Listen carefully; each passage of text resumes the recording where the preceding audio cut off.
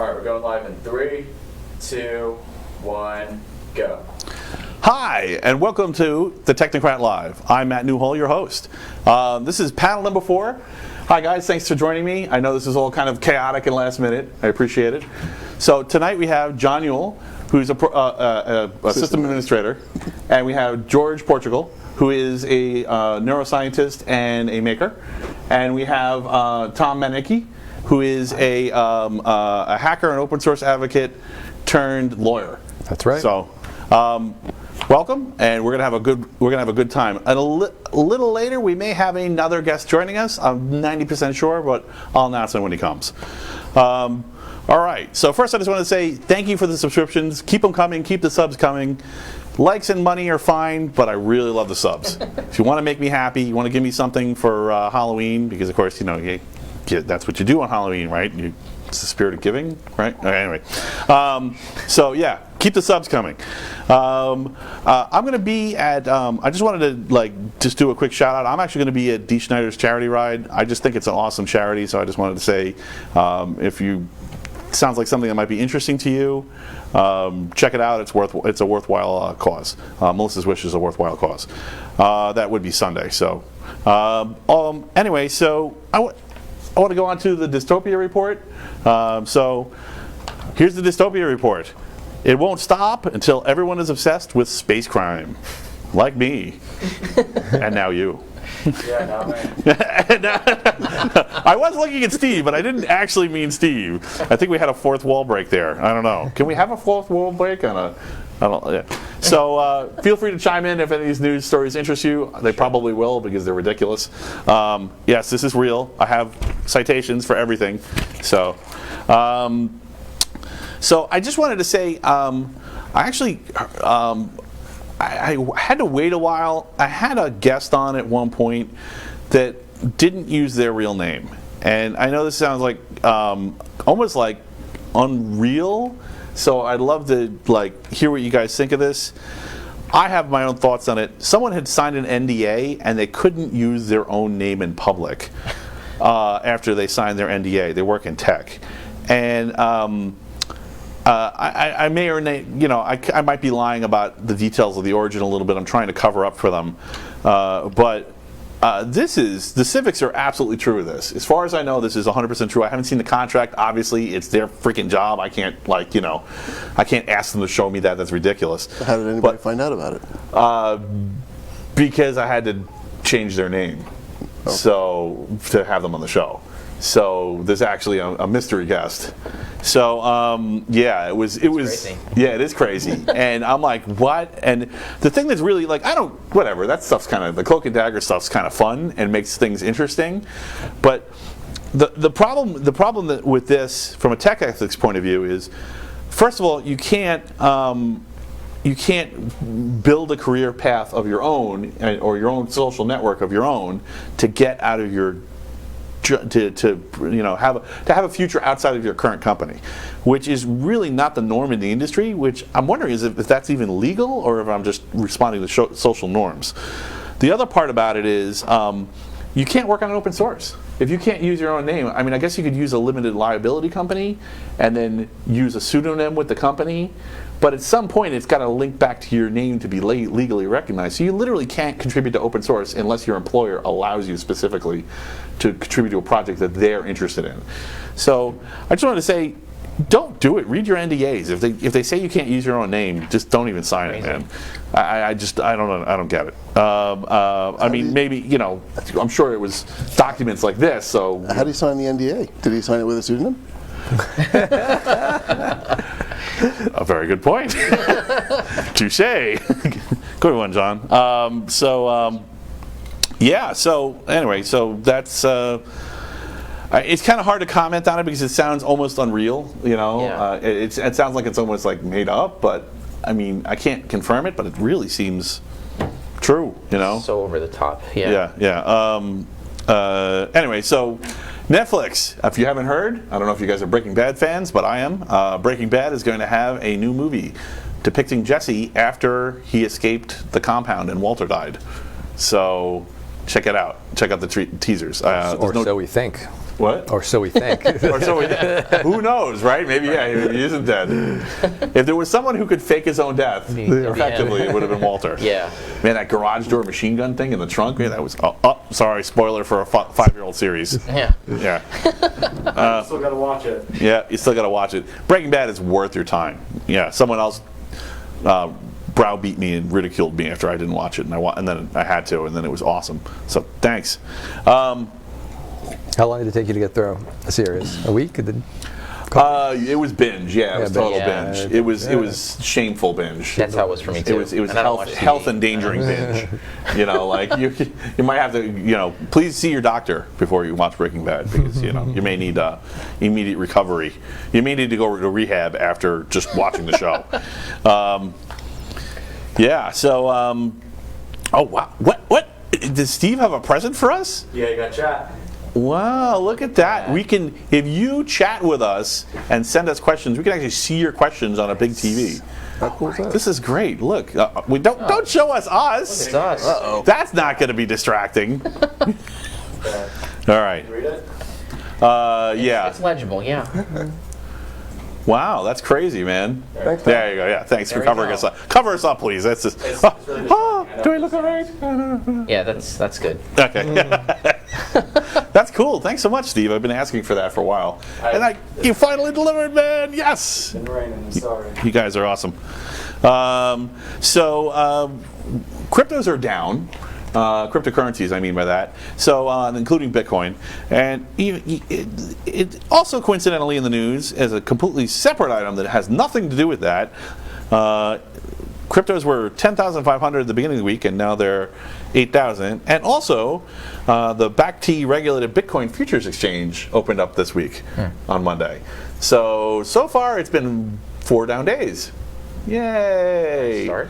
Yeah, that's pretty weird. Must be a coincidence, right? Of course. Anyway, apparently a police chase ended with a Tesla running out of battery, and the cop car pulled over, and the guy got away. Yeah, so that was pretty exciting. Apparently, when the policeman lost visual sight of the criminal after he ran his battery out. He was chasing him at 120 miles an hour, which of course Pushes the battery. the hardest of any possible scenario other than towing. Right. And the guy got out of sight, crashed his car, and ran away. Oh, wow. So I assume that it wasn't registered to him and it was stolen, but they were vague on the details, so I'm not sure what the story is there. So either they know who he is and they know where to find him, or he's probably home free. So technology. Yeah. Like, oh no, the Tesla's keeping up with me. Just keep going. Eventually it's going to drop off. Oh, that's great. That's great. Yeah. It's the future. Dystopia. So here's the big story. Quantum supremacy. Do you guys know what quantum supremacy is? No. There are a number of press releases that have come out, of stories, not press releases, that have come out about Google apparently was planning to do a press release announcing that they've achieved quantum supremacy. But who knows if they were really going to do that press release, right? So the rumors about the press release. So what quantum supremacy is this idea that you have built a quantum computer that can decrypt encryptions, like encryptions, all of them, like solve math problems way faster than previously calculated. And not instantly, but it may as well be instantly. So you right? just brute force all of them? It allows you to brute force. This is the promise of quantum computers. Okay. And the quantum supremacy is the case where you can literally just brute force any encryption, in a way that dwarfs non-quantum computers. So, I mean, it is a wash with conflicting stories out there. So I found a guy, Scott Aronson, who apparently was the one who coined quantum supremacy, and there's a lot of people talking on his site, and he's saying that one of the things that could happen with this is that you can kind of spoof quantum supremacy. In other words, you can make it look like you've reached it, but you actually haven't. Okay. In other words, like it looks like you can crack through encryption way faster than prescribed. It's kind of like a good example in the physical world, in case I'm being too vague, is safes have numbers, right? They have there's a number 15, and so like you can have a 6 by 15 safe, and that means that each side of the safe takes 15 minutes to drill or cut through, right? So encryption is kind of the same way. There's an expected amount of time. It would take 26 billion years to crack this encryption. Right. Right. Okay. So if it suddenly shrinks down to 82 days, right, you're not safe anymore, right? And that's the kind of thing we're talking about. So it wouldn't be instant, but it would be, Significantly shorter. significantly shorter and significantly less safe.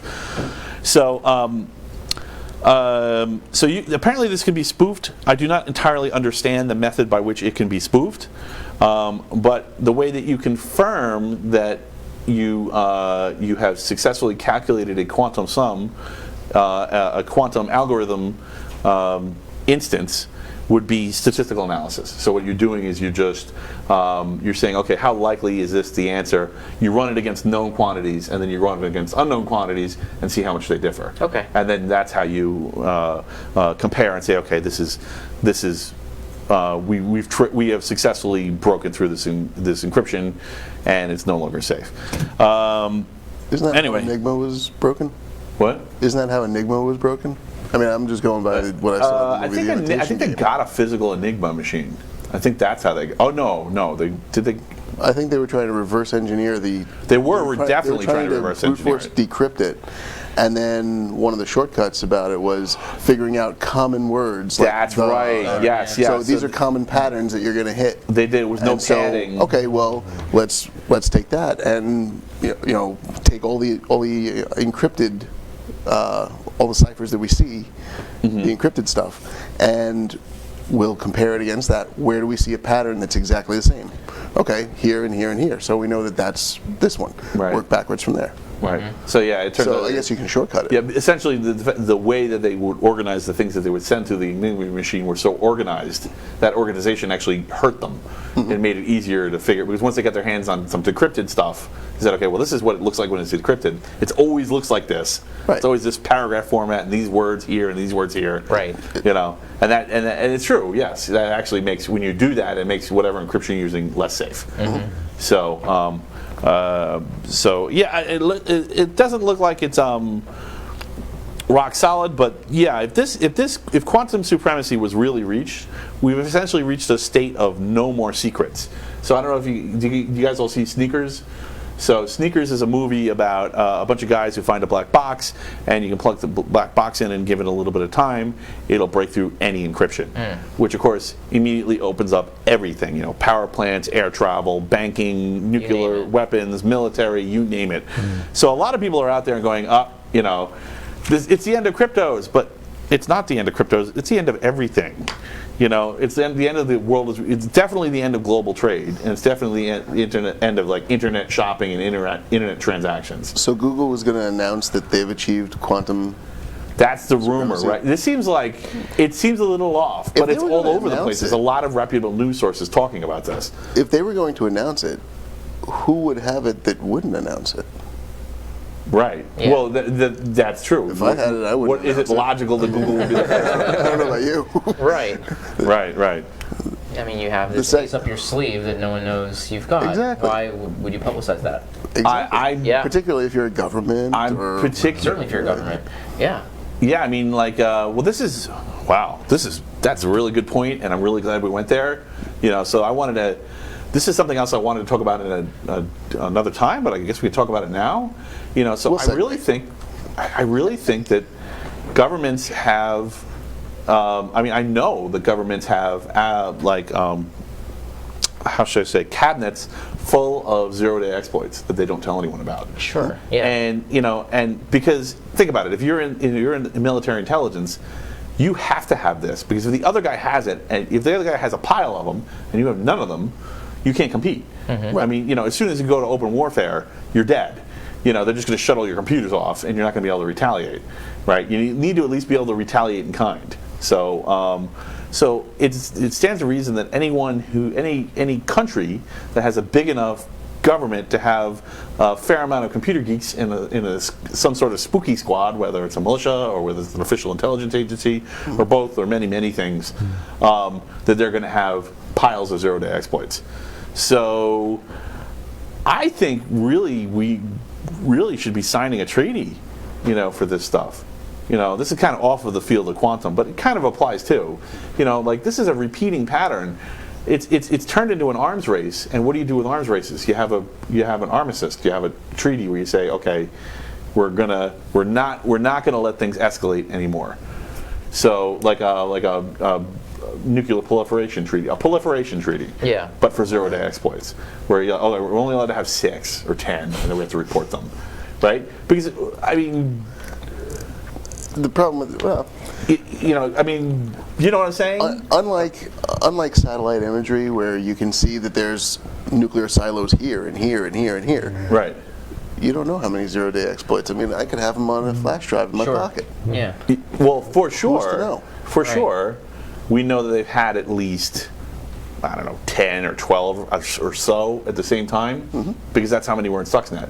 Yeah. And we know Stuxnet was a government operation now, Right. for sure. So, for sure, the biggest government, or the alliance of the biggest governments, had 12 at one point. I think it's more than that. I think it's probably a lot more than that.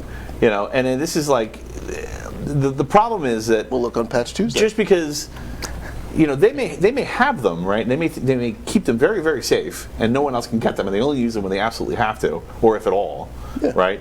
But at the same time, the fact that they're out there is just one clever algorithm away from somebody finding 3/4 of them all at once, and creating total global chaos.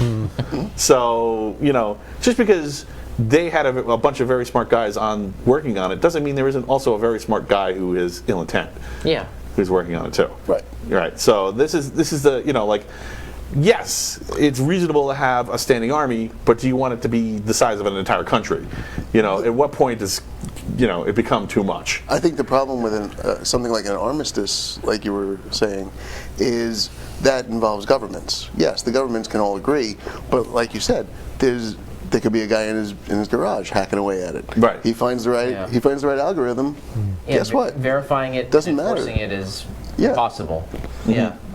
Yeah. Or it seems really hard to do. Yeah. Yeah. Well, in fairness, same thing for chemical weapons. True.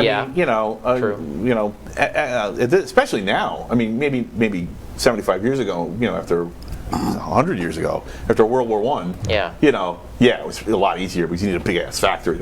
You don't need that Mustard gas anymore. or whatever. You could build chemical weapons in a closet now. Yeah. You might kill yourself, but and that's karma. But we can't count on karma for everything. Karma can't do everything. So, I don't know. Anyway, so I hope you guys see what I'm saying. I don't know if you agree, but.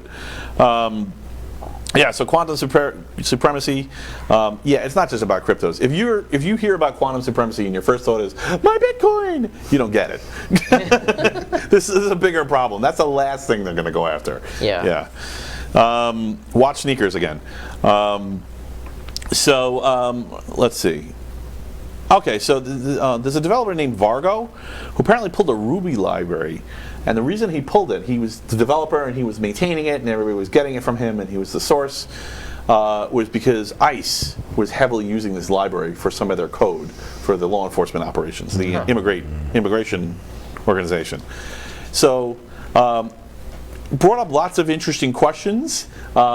He didn't just pull it for them, because you can't do that, because that's not how open source works. So I would humbly suggest you go to opensource.org and check it out and look at Raymond's requirements and the other guys from opensource.org's requirements for what an open source license is. But basically says you can't control what someone's use case is. You can't control their intent. Right. If Kim Jong is it Il or Un? Kim Jong Un wants to use something, and and also the Red Cross wants to use something. It doesn't really matter. You can't control it, or it's not open source. That said, you don't have to help. You can just Pull it. I'm pulling my support. The code's still out there because it's under the license, so he can't retract the license. The copies that have already been distributed are distributed. They're under that license, and they never will go away. But now there's no support, there's no patches, there's no bug fixes. Right. And now a new developer is going to have to step up and take control of this thing. So, any thoughts on this, or? So his goal is to make His it goal is to cost for deny them? it to ICE, but he's of course other people are using it too, so they're going to be denied as well. So. I do have thoughts on it, but I'm about to go into political because my line of work does intersect with ICE, and I don't know if I want to go there. Right. Right. So apparently it's used in an organizational capacity, like so that they can move data around about what they're doing where and whatnot. So yeah, I mean apparently this does hurt them. Okay. There's been confirmation, either at least indirectly, that this is like crap. We need this code. Does it hurt them today? It doesn't hurt them today, right? Right. It hurts them eventually. Yeah. It hurts them eventually, right? Sooner or later, somebody will find an exploit, It hurts and then they them get hurt. when somebody finds a 0 day on it. Yeah. Right. Yeah. And then they have to. The clock's ticking. So on the one hand, it could just make some other developer famous. Someone might not give a damn. Someone may be like an independent or kind of apolitical and say, I don't care. I'm going to take this over. Yeah, this they just make a fork of it and fork this popular library. Now I'm in charge of it. Also, it could, they could do it as a political hit. They could be politically motivated and be like, yes, now I'm going to hurt him. I'm going to learn this library, even though I didn't care about it before, just to get this guy. And I mean, that probably will happen once or twice or 3 times, but if this keeps happening at some point, that won't work anymore. Right? The amount of people who are politically motivated and also expert coders is limited. Yeah. Right? At some point, you'll hit a wall, and there's, that will. So at that point, that won't work anymore. But there is a decent pool of independent people who are just like, I don't really care. I just want my name to be bigger on GitHub so I get better job offers. Right. Yeah, because that would be the end result of taking control of a fork of something like this. So, yeah, I'm not against it. I think this is he was smart in his use. He's clearly he's going to suffer. He's suffering for something he cares about. I think this is very similar to Kaepernick putting his knee down, which I don't necessarily agree or disagree with. To me, it just looked like a protest. It's just this is the code version of that. Right. So, okay, it's his choice. That is, yeah. Yeah. Yeah. And good for him. Okay. Well, so yeah, dystopia, baby. Wait till it's like a kernel module. You need to use your computer that you don't even know is running Linux and it doesn't work anymore. So, how many people saw the Boston Dynamics parkour video of the robot? No, but that sounds cool. There's a new one. Oh, there is a new one. Okay. There's a new one that came out 2 days ago. Oh, nice. Yeah. So, and actually, this isn't even the big Boston Dynamics news. So, now there's one where it's doing backflips. Nice. So it's running, it's jumping, and it's flipping. Wow. Yeah, I could literally flip in place and do like parkour-like movements. So they've actually gotten there. So you saw the video. I know the prior models that were all connected to like these big wires and power supplies. Is it all independent now, or is it still kind of tethered? Right. Yeah. Yeah. So it's all still tethered. Okay. But I'm not sure exactly what kind of motor setup they use, if they just use hydraulics with primary driving motors, or if they actually use motors for their movements. I'm imagining it's probably a combination, right?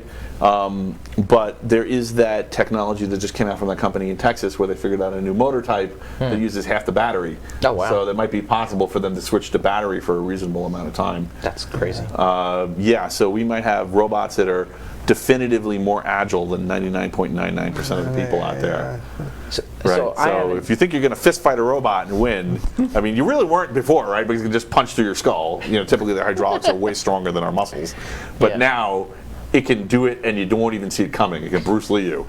So, How big are these robots? Well, that case, the robot is the size of a human being. Wow. Okay. Yeah. So, but they have a variety of robots. Yes. Which brings me to my next story, which I almost certain you guys have not heard, because when I saw it, I said, "What the shit?" So this is a what the shit dystopia report moment.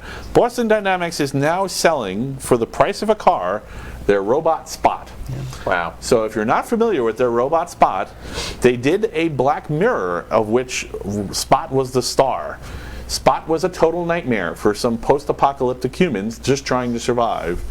and they accidentally activated a spot that had some sort of weapon system attached to it that proceeded to hunt them all down and kill them. Sorry, it's old. I know I spoiled it, but yeah. It is absolutely terrifying in a legit real-world way. It is the size of a dog, roughly, and moves like a dog, but with whatever artificial intelligence, and it is definitely battery-operated and can run for quite a while. Right.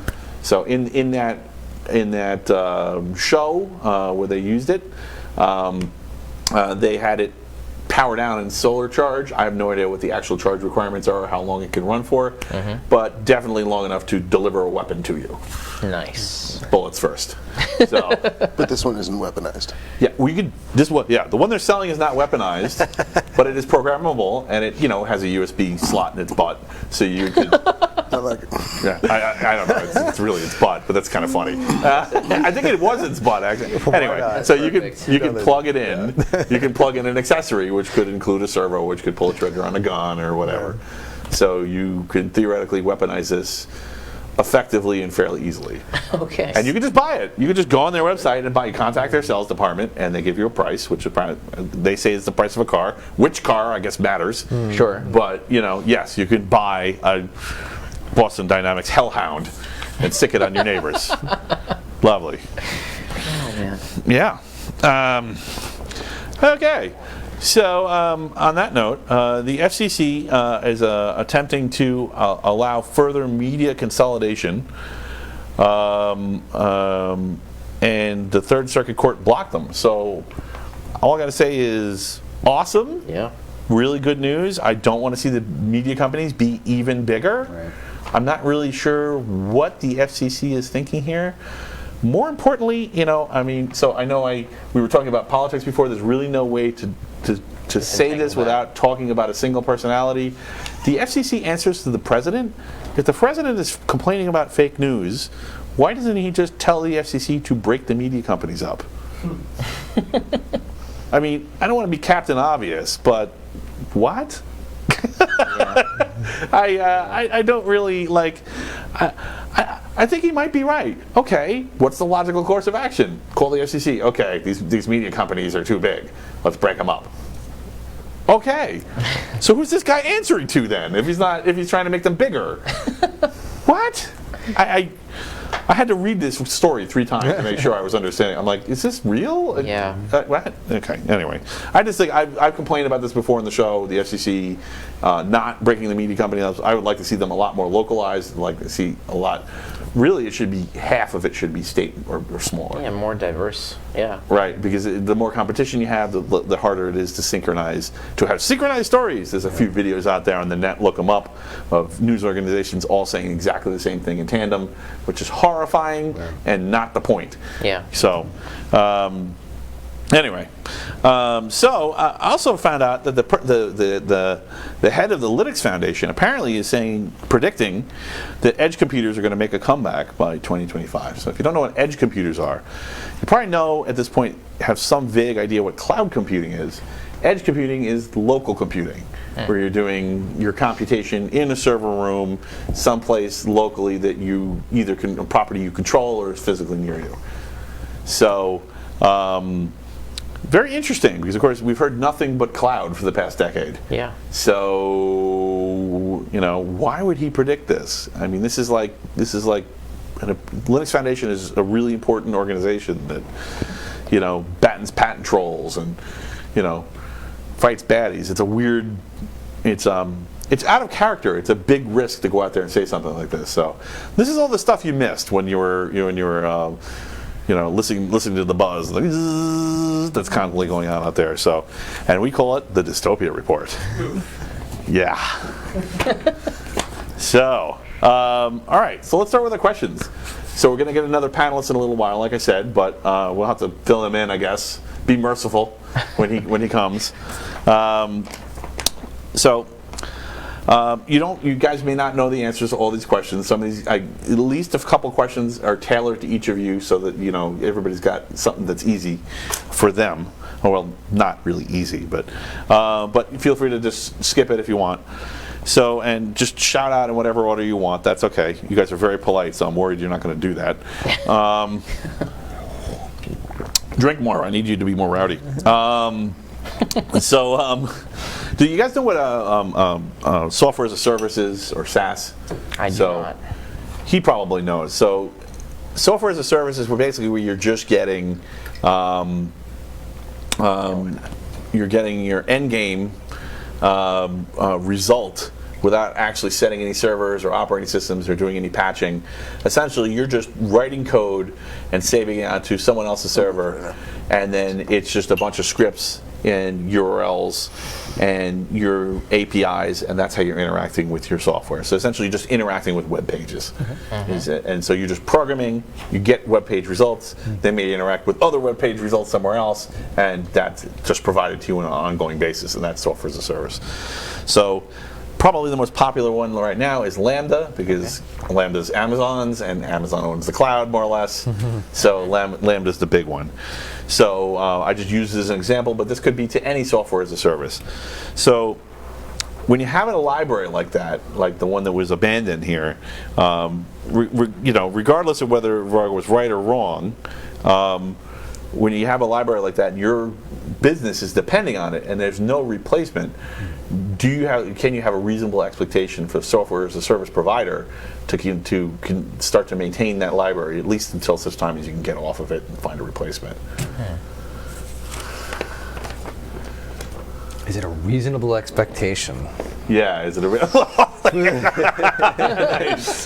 yeah, I mean, is it a reasonable Reasonable? Wow. So like, okay, two things, right? One is, what can we expect society to demand pressure-wise? IT bosses and such, and programmers, and whoever's paying them, and also what contractually are they obligated to do? Because when you have a system, right? In this case, it was a Ruby library, right? I might be able to use a Python library. If I control the system, I could probably write a glue script that sits on the underlying system of an actual like platform as a service with a server running. Okay. Right? So, and I could use an intermediate script to glue the two together to get the functionality I need. If I'm using software as a service, I can't do that. I need that library. That may be the only library that does what it does the way it does it. That someone just yanked it, so,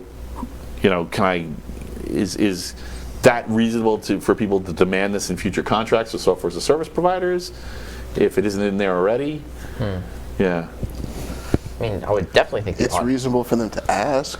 Well, it certainly is reasonable to ask, right? But considering that it's the Microsoft, the Google, the Amazon, who's actually providing the software and the services, they're the ones writing the contract. Right. They're the ones writing the words. You're signing it. They just hand you a EULA and right. And you go, click. You pay your money for the month. You get your services for 30 to 31 days. Right? That's it. And I don't think they're going to write in any obligation on themselves to maintain services beyond what they've deemed end of support. Right. Microsoft has canceled products, and they'll announce an end of life and an end of support date. So I would argue that Microsoft's usually responding to market and societal pressure. So, they don't just do it willy-nilly. The right reason they're still around is because they kind of are responding to customers and to market pricing to some degree. They have to maintain their audience. But I think if you're talking about something that doesn't have an audience or a small audience, then I could totally see them just being like, see you later. That's it. Yeah, I mean, there's a ton of scientists out there using small to moderate amounts of code. That is very specialized, has a very tiny user base. Yes. And it may be important, but there's no, we have no way to gauge its importance. It's just some script some dude wrote. Yeah. Right. Yeah. There's entirely. Yeah. I know. I've used things like that. Yeah. There's a ton of those things. So, particularly in genetics, where I have the most experience, but also in physics, I've seen it too. There's big programs that everybody uses, and then there's the little glue things, and everybody's looking for an edge. Right? Everybody wants to process or compile or organize faster than the other guys, so they write their own special program. Right. And they may depend on a library like this, and what happens in that case? Is it? So I'll give you guys another example. Maybe it'll liven up the conversation. Do you know the story of Hans Reiser? So yeah, he knows. He knows the story. So Hans Reiser was the leading file system developer on Linux. Okay. And Hans Reiser had a mail-order bride who he decided he had had enough with and killed her and hit her body. And then he got caught, and then he went to jail. Wow. And then all these people are running his file system for basically this, criminal. Wow. Yeah. So, and of course, the other developers who were part of the team took over, but it slowly started fading away. Yeah. So, if you it was the candidate to become the Linux file system. Wow. Right? It was like the best one at the time. It was the best journaling file system before Linux had a journaling file system. And so there was a lot of contention over that for a while. And of course, I'm sure there were contracts that included RiserFS as part of the wording.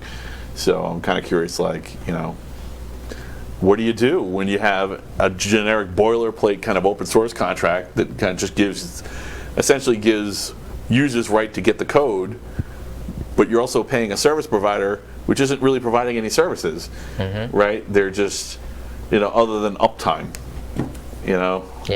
Yeah. Anyway, I think it's a warning to this Vargo thing, and the Riser thing. I think they're warnings about software as a service. I mean, I don't know. Am I off my base here? I think that, to me, that feels risky because, if you can't run glue scripts between different programming environments, you can't control the whole system. It's going to be harder to glue things together, and you may not be able to. The odds of finding a work-alike go way down. Yeah. There's probably an equivalent to whatever this Ruby library does. I think it was. I don't remember what the name. That's actually what I was going to mention. Is if somebody's supposed to provide ongoing support, let's say you have a program, you're running it at Amazon, and this guy pulls his Ruby library. Does that mean that Amazon's on the hook to support the Ruby library? And if so, that's what I'm saying. You've now shortcutted this guy's ability to cut support for his library. Yes, you totally get it. That is the question I'm asking. I don't know the answer. So, I mean, I feel like if they can't do that, what are they doing? I think he's free to say, that's it. I'm done with this library because somebody I didn't like he didn't do anything is using wrong. it. Right. But at the same time, someone he really doesn't like is getting screwed by his actions, and good, he's probably happy about that. But there's other people who are just not involved. They're like, I needed that. Right. Well, look at Bring Java. it back, please. Look at Oracle with Java.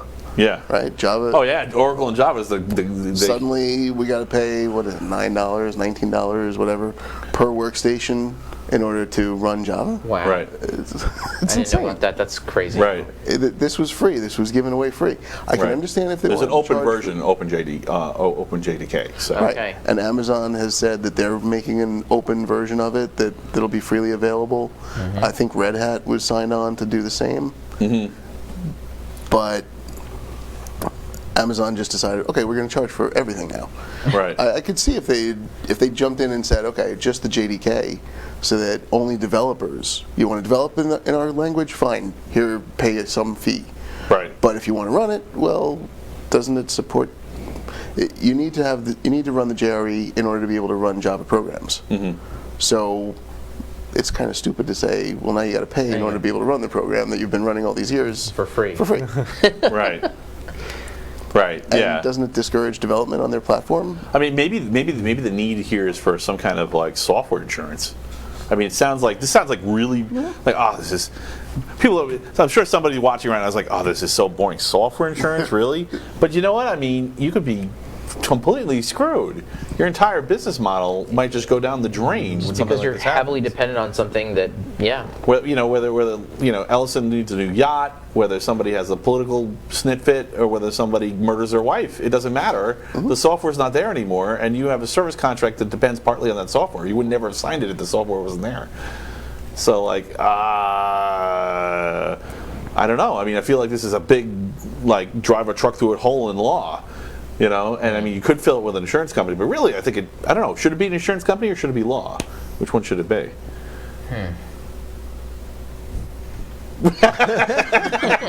You've been very quiet. You can have it. You can say, "This is my opinion as a lawyer." So if you don't have an opinion, huh? When I have one, I will be happy to share. Okay.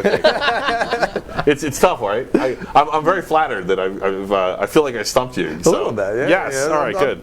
My wheels are turning though. Well, right. So I mean, like it's a legal question, but at the same time, I'm also asking from an ethical point of view. So that's not always so easy to answer, right? What's right and wrong. If the conditions under which I agree to this don't exist anymore. Well, sucks for traditionally.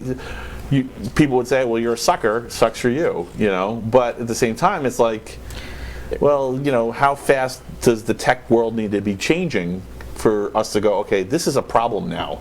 Yeah, that needs to be addressed. And Yeah. Yeah, I mean, the rate of change should be a factor in that, I think. And the rate of change is not only faster than ever, but growing. Yeah. So, I mean... Well, maybe that's why things have gotten much smaller. People are dependent upon smaller and smaller libraries that interact with each other and microservices and such. So limiting the damage. Right. So now when one piece goes on, it's out of support, well, okay, maybe I can get a small team of developers and build something myself. Okay, so you can just pull it in-house if it's really that important to you. Yeah. Oh, interesting. Okay. I like that. That's a good insight. Okay. Have I beaten this horse to death enough? Okay. Yeah, I think we're good. I feel like I beat it to death. So, here's a question that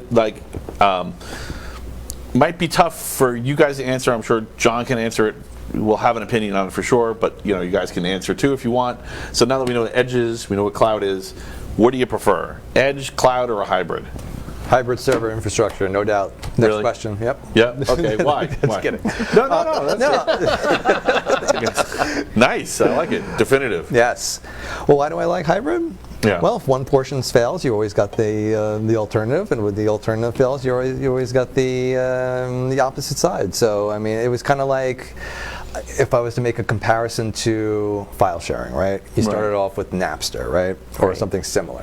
Napster was a centralized computer system. The indexing was all centralized, right? Yeah. You had to do the search of the index.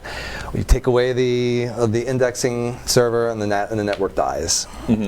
Then you decentralize the indexing. Everybody does their little part to index the network, and you combine that, and then you have that. But then that has its own, which is probably similar to cloud. I know if I'm getting a little technically off track, just pull me back in. No, you're fine. Yeah. So. Then it was purely decentralized, but then it was like, well, purely decentralized didn't quite work either because, what happened? Because you still needed the gateway to the network, right? Right. So in case you missed Tom's episode, he's got a background with peer-to-peer systems. Yes. Right. Yes. So yes. I think I see what you're saying. So, right. This is kind of like the same thing over again that we had with the peer-to-peer system. Right. And it was at first it was too centralized, and then it was too decentralized. That happy medium became impractical, right? So where you have some control, you can rein it in when you need to, but also elements of both. Yes. Right. Okay, I like it. And that way, a singularity doesn't run away from you and take over the internet. Again. No. All right. How about you guys? What do you think? Edge for me. Edge for you? I like having a job. Yeah, that's right. You know what? For me, I like hybrid, and I completely appreciate the advantages of cloud in efficiency, but edge is I'm paranoid. I want control over it. I mean, it doesn't mean that I can't. There can't suddenly be some interstate commerce kind of trade disagreement, and even if I'm in the right, who knows how many years of legal blah blah blah I'm going to have to go through before my stuff's back online, and how much business am I going to lose? I mean, how many millions of dollars does Wall Street lose a minute when trading systems are down? Sure. So I mean, why should I expect anything less for myself? So. I think I'm in the hybrid camp too. I like having control of my own stuff. I'm not comfortable with fully just throwing everything onto a cloud and having nothing physically in my control. Right. I want to have it both ways. And like you said, the redundancy is nice. Like when one thing goes down, you've got the other. It's pretty unlikely that both of them are going to go down simultaneously, or at least one would hope. Right. Yeah, that's my 2 cents. So are the questions tougher on the panel than they were when I did the in-person interviews? Well, you can't chime in on that yet. Yeah. But, was this tougher than when I was doing? Yeah, for me, yeah, for sure. This is a little tougher. So I mean, I realize this is not your specialty, but we're going to go fully. Sure. You guys have seen the questions, so you know what's coming. Yeah. All right. So actually, originally I was going to have a maker on here, but I love making stuff, so I'm just doing this question for myself. Sure. Feel free to chime in. I'll answer it last. 'Cause, you know, I tend to taint everyone's answers when I jump in there. Okay. So no limits on time or resources, and any skill set is possible. What would you want to become a specialist maker in? What would you really want? What would you be your maker project? What would you be? What would you build? You know, unlimited time, unlimited resources. You can buy whatever materials. Yeah. You can do whatever training you want, and but you have to build it yourself or with maybe some help. But you're still there, hands on. Yeah. What are you building? I've definitely given this a lot of thought. I mean, apart from the show. Right. Yeah, so as you know from my show last week, like my passion, my hobby is doing repairs of retro tech, like old video games and that kind of thing. And so I love that stuff. But what I'd like to do is robots that say "I am a robot," bleep bloop blop. No, not that. I know. well, Everybody loves those. So yeah. But no. But the old video games are very much the same vibe. Yeah. What I'd like to do is, my training is in neuroscience. It's not in engineering. It's not in electronics. That's all self-taught. But I'd like to learn how to make my own computer, like make an 8-bit or 16-bit PC that or something that I designed myself from the ground up. That would kick ass. Would love that. Wow, that'd be great. Yeah. Well, it would be completely unrealistic to go under an endeavor like that for a 32-bit computer. It would just be too complex. Yeah, but yeah, it's totally feasible for 8-bit. I know guys who do it. I know how to repair those things well, but it would be nice to learn more about like PCB design and how to take off-the-shelf parts, because there's plenty of them, and put together something that's an 8-bit or 16-bit machine. Figure out how to develop an operating kernel for it. That'd be awesome. I love that. Cool. Good answer. So how about you guys? What would you do if you could be a maker? Unlimited resources, unlimited training, time, whatever. Everything's available to you. You are a prince. I have no idea. I have no idea. I spend so much time just fixing things around the house that, kids break something, wife breaks something. Nice. I don't know. I'd probably want to learn. You'd want to just build a new house, and then you would have to fix everything There all you the go. time. Yeah, okay. Now if I can make it out of Legos, that'd be cool. Hey, what's up? Here. You made it. Please join the panel. So, what's going on? Norm! Hey, cheers! Sorry. Blew it. Yeah. So everybody, Austin Andrews, thank you so much for joining us last minute. You are amazing for coming in here and joining us on our panel. Thanks a lot. So unfortunately you missed the dystopia report, which is kind of... What? Yeah. Wait, you're kidding me. You talked about the dystopias. No. We talked about... Well, that's my news. That's what I call the news. Okay. That's the news segment. Yeah, but... I knew that. I watched the show, yeah. So we've gone through only a couple of questions. So we've got plenty of... Plenty left to go. So actually, I'll repost the question I just posted, and we got one answer so far. So I'm still waiting on 2 answers so far. So I'm still waiting on you and Tom. So Okay, good. And by the way, this is John and this is George. Hey. What's going on, man? It's good to meet you. So and you don't have to be the first to answer. You can answer. You can skip anything you want. You can answer anything you want. Oh, I got an answer for you. So Austin's a philosopher, so there's kind of nothing you can't answer, right? I mean, you can answer any question. Anything There you you got go. for me. Right, nice, excellent. If I can't, I'm leaving. All right. No, you're not. No, we need you, please. Listen, it's not going to happen, though. I have an we need answer. pure philosophy. I have an answer for you. All right, okay, cool. All right, go. So,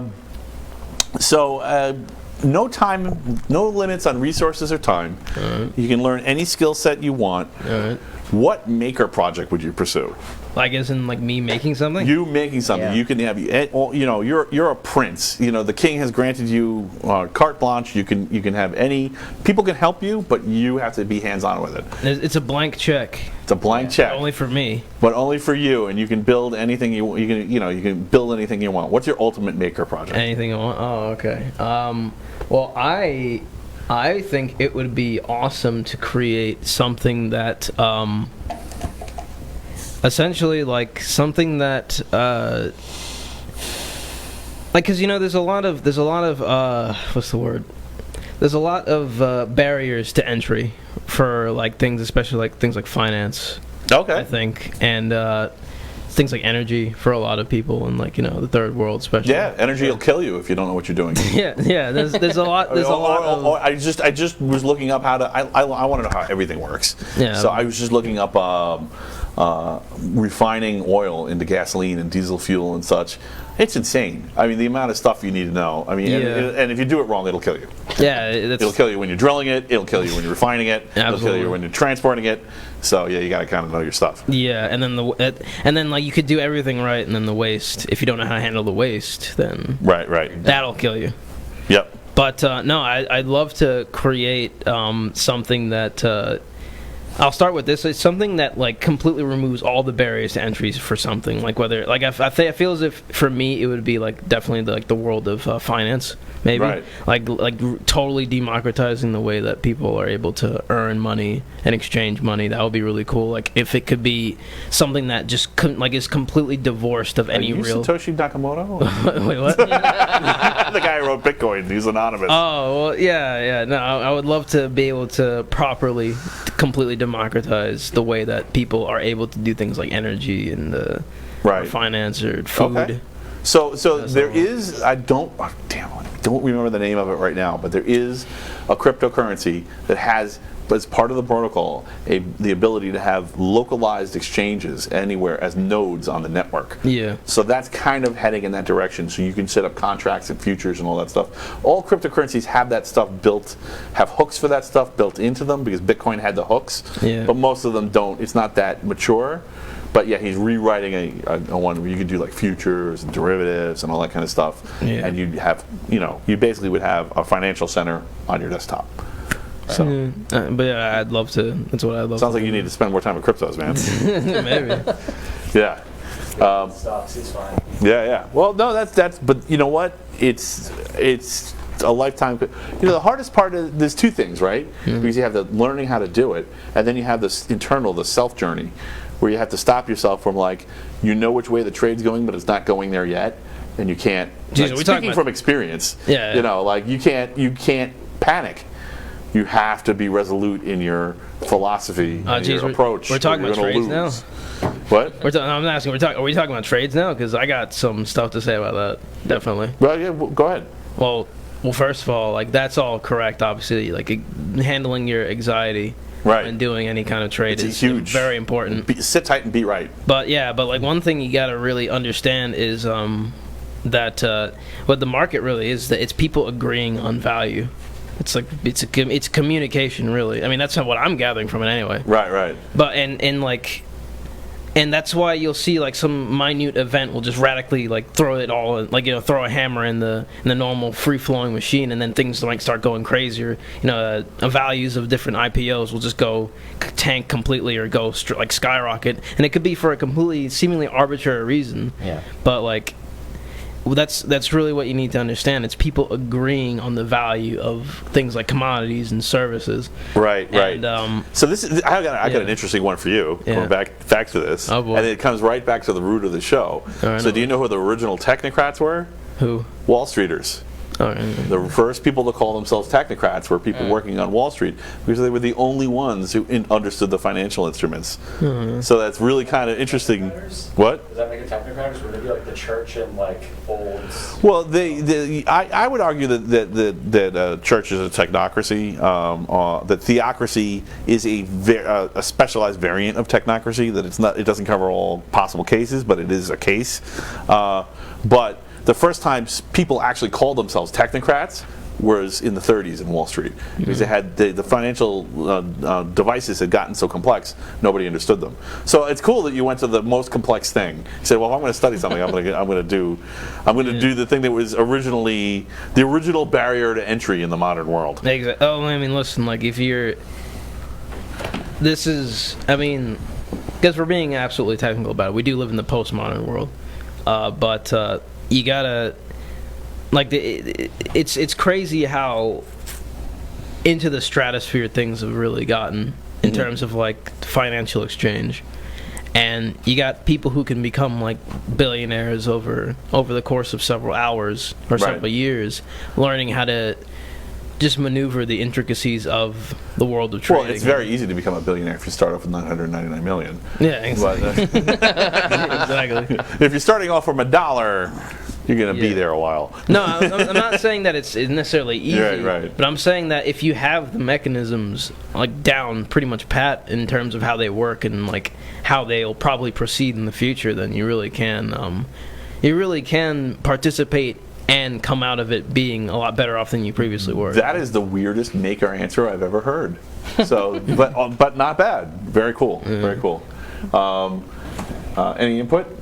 What did you say? I'm sorry. I actually haven't given my answer yet. Yeah. Okay. Cool. So if I had unlimited time, unlimited resources, any skill set as possible, what would I build? Yes. I'm building a spaceship to Alpha Centauri. Nice. Because if I understand the physics correctly, if I want to approach anywhere as near the speed of light, I'm going to need unlimited energy. Right. So There you go. Right. That was my second answer. there we go. Don't steal other people's answers. No, I'm not, dude. That was cool. I just want to make you happy. It's a very good answer. That's a good answer. I like that. So so essentially you just do what every major new money tech magnet is doing. I could say that, yeah. That's a nice way of saying that you're not special, man. No, because you know what? He just doesn't want to deal with space crime, you know? No, yeah, no. You know? If it's a one-way street, that's like the new thing here on the Technocrat Live. It's all about space crime. No, it's fine because at least you know what's there, you know. What? Yeah. Like you know where I'm going.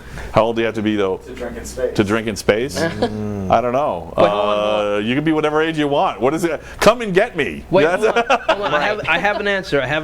Okay, so basically, I think the international ruling is that if you're, I think like a mile out at sea, you assume the legal boundaries of whatever flag you're flying under. But that's Right. the maritime law. It doesn't carry space. No, hold on. You can easily transfer it.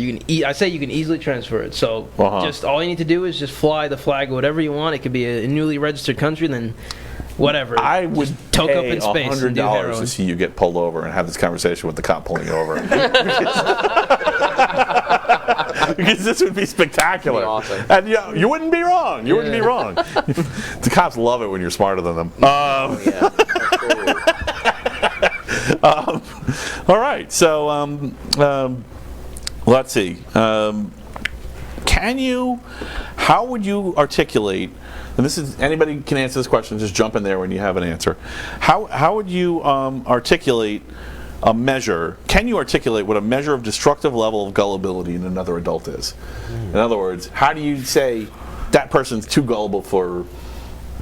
They're gullible to the point of being destructive. Jesus. Okay. A loaded question. Well, no, I know. I can immediately apply this. But Okay, go for it. no, well, okay. So there's a bit of a debate on obviously like things like how destructive is what somebody says, Right.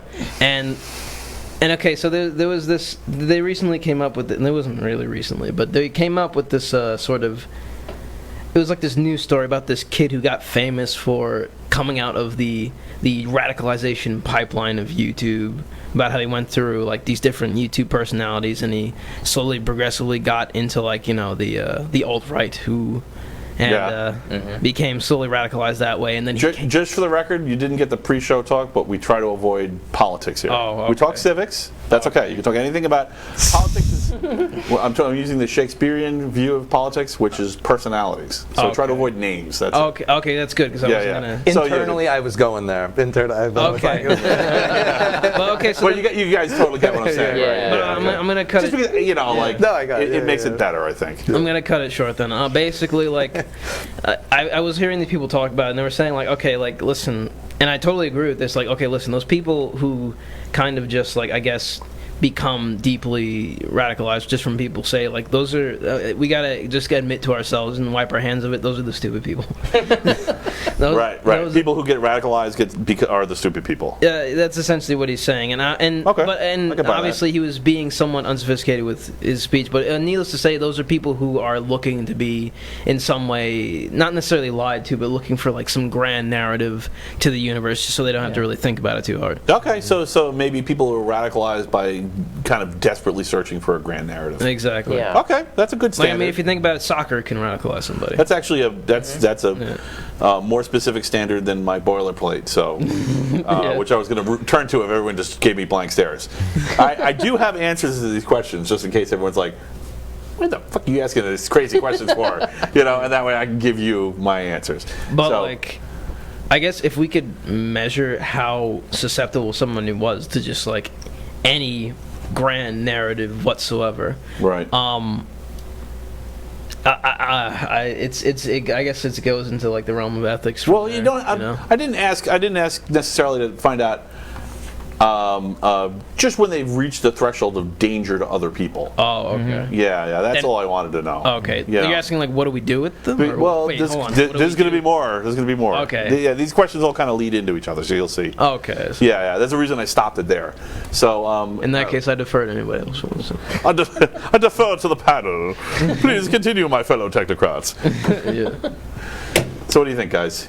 Any input? Yeah, I mean, just going off what Austin said, I mean, you know, sometimes like when you're having a discussion with somebody, and I think the measure is sometimes where you're answering somebody's taking a radical position, and you're negotiating that position, and you're saying, okay, so if I present you A, B, and you seem to be hung up on A, B, and C, and you provide an answer for A, B, and C, and you've sufficiently answered A, B, and C, and then all of a sudden, and then the response is, forget about A, B, and C. Oh, now I'm going to come up with D, E, and F. Yeah. Goalpost moving. Right, and it's just like I think Right. when it just becomes an impossible argument, and it's just like I'm answering every question you have here, or you're addressing So- you know, and it's Well, this is the beauty of the court system and being a lawyer, is because you do that shit to a judge, and he'll be like, bailiff. right. Yeah, right. I mean, am I Something like wrong on that? I mean, No, it would right. go straight to the bailiff, but yeah. Maybe not straight to the bailiff. Right, but, right. like, maybe like First, maybe read the court reporter back in, make fun of them a little. Yeah, right. Yeah. What did they say again? Yeah. Okay, I just had to hear it a second time. I wasn't sure if that really happened. This is making court sound like a good time. It could be, you know, as long as you don't really care about your client, you know, you're good. You know, it's just coast. Whatever happens, happens. We're all going to learn something today, me especially. Jesus. How about you guys? Any input? I'm just thinking about how you could operationally define this. Right. Thinking about it like a scientist, like Right, you know, right. How do you define what do you put? How do you define gullibility? A danger level of gullibility. And if you have to narrow it down to topics, on particular topics, that's fine. But it'd be best if it was, you know, a general way to kind of go, ooh, too hot, you know. Yeah. And I feel like there's got to be, and I should kind of know this because, like I was telling you last week, my background started in psychology and then moved into neuroscience, and so I have some. There has to be some kind of way to measure this objectively or somewhat objectively. Well, there's definitely different kinds of gullibility for sure. Yeah. Right. So you know, it depends on what the topic is and what and when it comes up. I guess the context, Yeah. right, does matter. But at the same time, you know, I mean, we've all had if you talk to a child, like a young child, and you can immediately tell in 5 minutes if they're way too gullible to be out in the street by themselves. Right. Yeah. Right? So there is a Sure. standard, even if we aren't articulating it. It's out there. Yeah. Right. There's something we can agree on when it's extreme. At least it's easy to agree on. Yeah. So. Yeah. You said you were a psychologist? No, I started my career that way and then became a neuroscientist. Okay, so maybe we can use I mean, I don't actually. This is I think it's been under question for a little bit, like maybe recently. But maybe we can use the big 5 personality traits to define like a gullible person. Yeah, or perhaps some kind of subset of that makes you more vulnerable to it. Yeah, assuming, like, to immediately adopting things as like higher truths. Yeah. I think with gullibility too. I mean, you kind of touched on this too. It's. I think maybe some people are just globally gullible, but I think there are some people who are super gullible about a very narrow set of topics, and it usually has some connection to some other problem going on in their life. Do you think it's like almost like maybe like a comfort food kind of situation where that's their comfort zone and they just don't know how to operate outside of it? Outside of that, yeah, and they just can't process, and so they'll just buy into it because they just can't handle So those. broader, inappropriate comfort zones. Yeah. Okay, interesting. Yeah. I can't. I don't know. I'm struggling. No, to think of a person. Yeah, that's I like that. It's and it's separate than the other answers, right? So we got moving the goalposts, broad comfort zones, and desperation for a unified system, or which leads to easy radicalization. The thing I was talking to one person about this, right, and like since I guess I am the panel's philosopher, or I don't know if any of you, the rest of you are, but are you? Are you really here? No,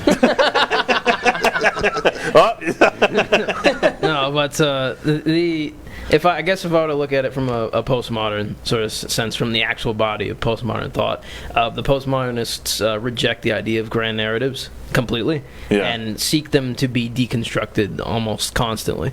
Right. Yeah. Okay. Yeah, I like that. Yeah. So the thing is, like, the thing I was trying to tell people. I argue, therefore I am.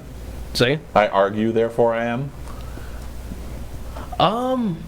Okay. Do you believe that to be an actual like thing that is true? I don't know. I'm just throwing it out there. my role right now is just to keep this going. So okay. Yeah, I was just. But are you so sure of your role as the person who's keeping it going, or No. In fact, ideally, I will just go on my phone and play Angry Birds while you guys yell at each other, and Steve breaks out the Nerf weapons, and then everyone's like, "Wow, these people are." Have salt cages. Okay. Okay. So no Angry Birds for me. So no. I don't think that's a Nerf weapon. But anyway. No. We cannot use the final armory yet. It's too soon in the episode. The escalation hasn't reached critical mass. Okay, right. That's fair enough. I'll try not to bring it into the realm of.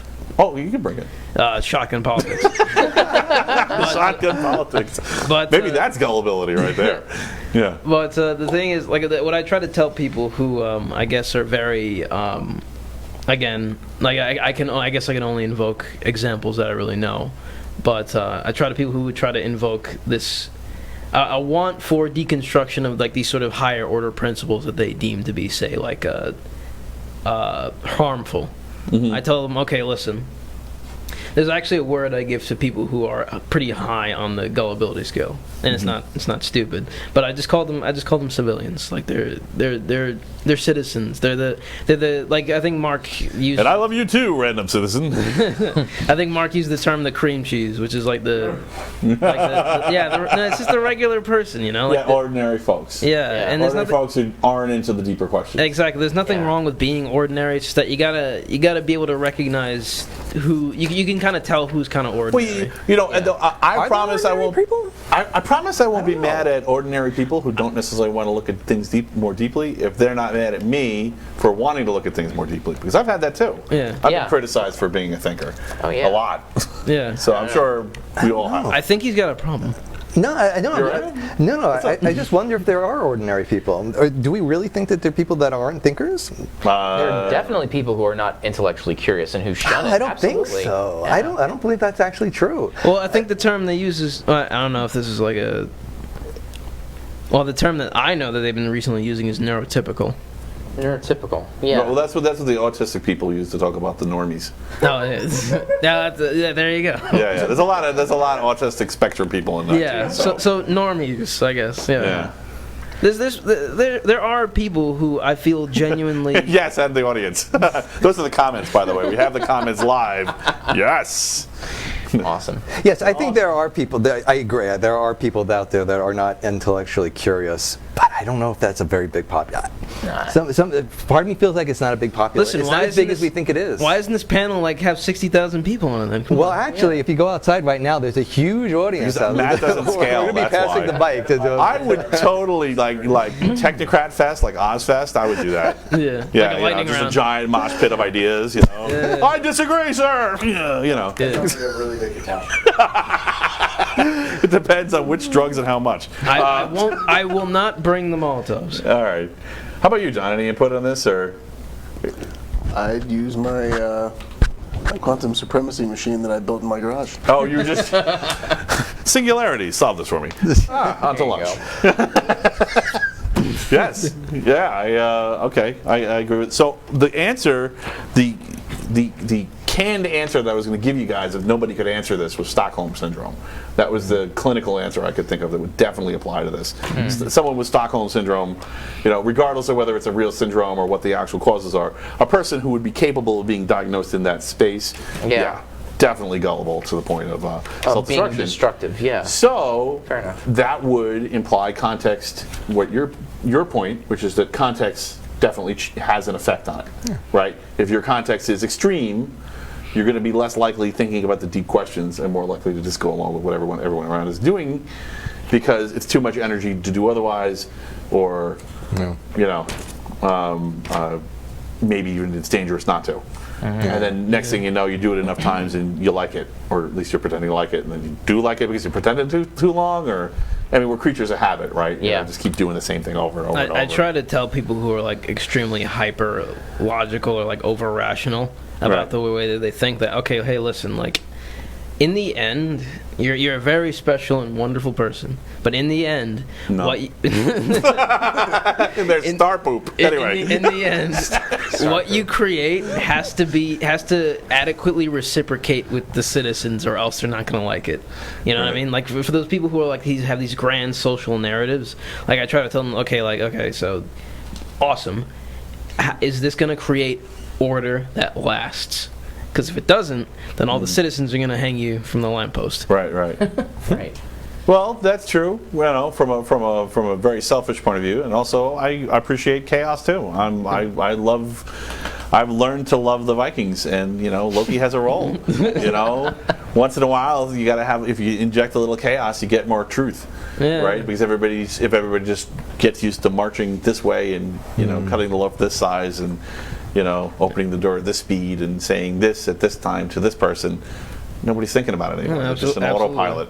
Absolutely. It's just a zombie movie with less rotting. I'll tell you, like when I first got into like things like the day trading and investing, like I didn't know what the hell I was doing, and Yeah, he lost me a lot of money. yeah, and Well done. I appreciate your honesty. but Everybody loses sometimes. I ended up losing a lot more as time went on. But like I find like it's good when you finally begin to grasp things. But in the beginning, it's pure chaos. You don't know what's going on. Like you don't know how this thing works. Right. And for a lot of people, they're just like, you wouldn't believe how many people who just have no idea how these things Actually, I work. would even argue that, I don't know why I'm getting back into this, but I would even argue it's not chaos. That when you first go in, there's tells that you're a mark. And people are like, he doesn't know what he's doing. And specifically, I made this point in my Technocrat cartoon, is that, people watch your trades. If you have a big stop loss or a big purchase order, at a particular place, that company that you're trading with, you sign an agreement that says they can use that data however they want, including trading against you. Yeah. I mean, or selling it to someone else who wants to trade against you. Yeah. So it's possible. The language is huge, so I am probably oversimplifying it, but you get the picture. Yeah, it's Yeah, they have their own interests. they have their own interests, which is taking your money. Exactly. Yeah. That's why I try to go a little bit at a time. Okay, so that was cool. Thanks, guys. Let's see. Oh yeah. So, what do you guys think? Is it ethical to make robots look cute?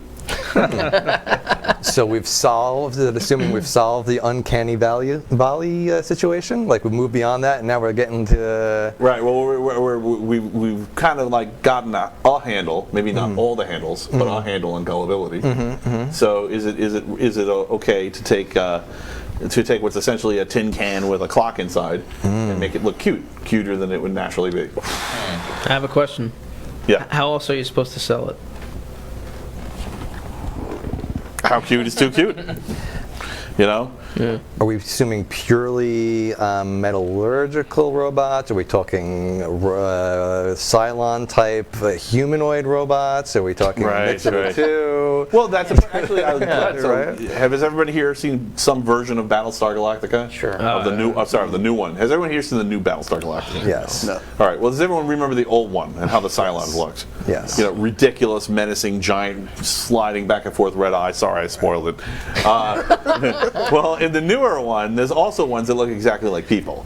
Yeah. Right? I mean, they're dead bang on. You can't, So, in fact, that's one of the plot points is that you can't figure out who's Cylon and who isn't. Right. Yeah. So, there's a reason they did that. And they didn't make themselves into giant menacing robots with sliding red eyes. Yes. So, when is it too much? That's too much. I mean, is it really that different from any other thing that we create that we can make to look cute? Right. Yeah, that's true. Right? I mean, you put Hello Kitty on anything and it'll sell. Yeah. Yeah. Yeah. And even though it's maybe completely useless and wasting your money and, counterproductive to any kind of happy life. Yeah. I mean, other than that 1 second you look at Hello Kitty, oh, is it cute? yeah. Well, I have no money. Teddy Ruxpin. Right. What? That- Sorry, I don't mean to There you pick go. on Hello Kitty. Yes, Teddy Ruxpin too. I gleefully Well, smile. robots also. Teddy Ruxpin's a little bit creepy. So robots can get creepy sometimes when they try. They can get creepier than when they look scary than when they try to be cute and fail. So there's that too. Or when they're jumping around and moonwalking. Right. Yes.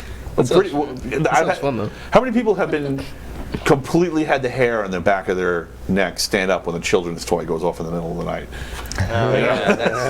Yeah. Yeah. I mean, they make movies goodness. about it, right? Yeah, Chucky. there's Chucky, of course. Yeah. I mean, like, it's like, what? No. Especially when the battery's dying.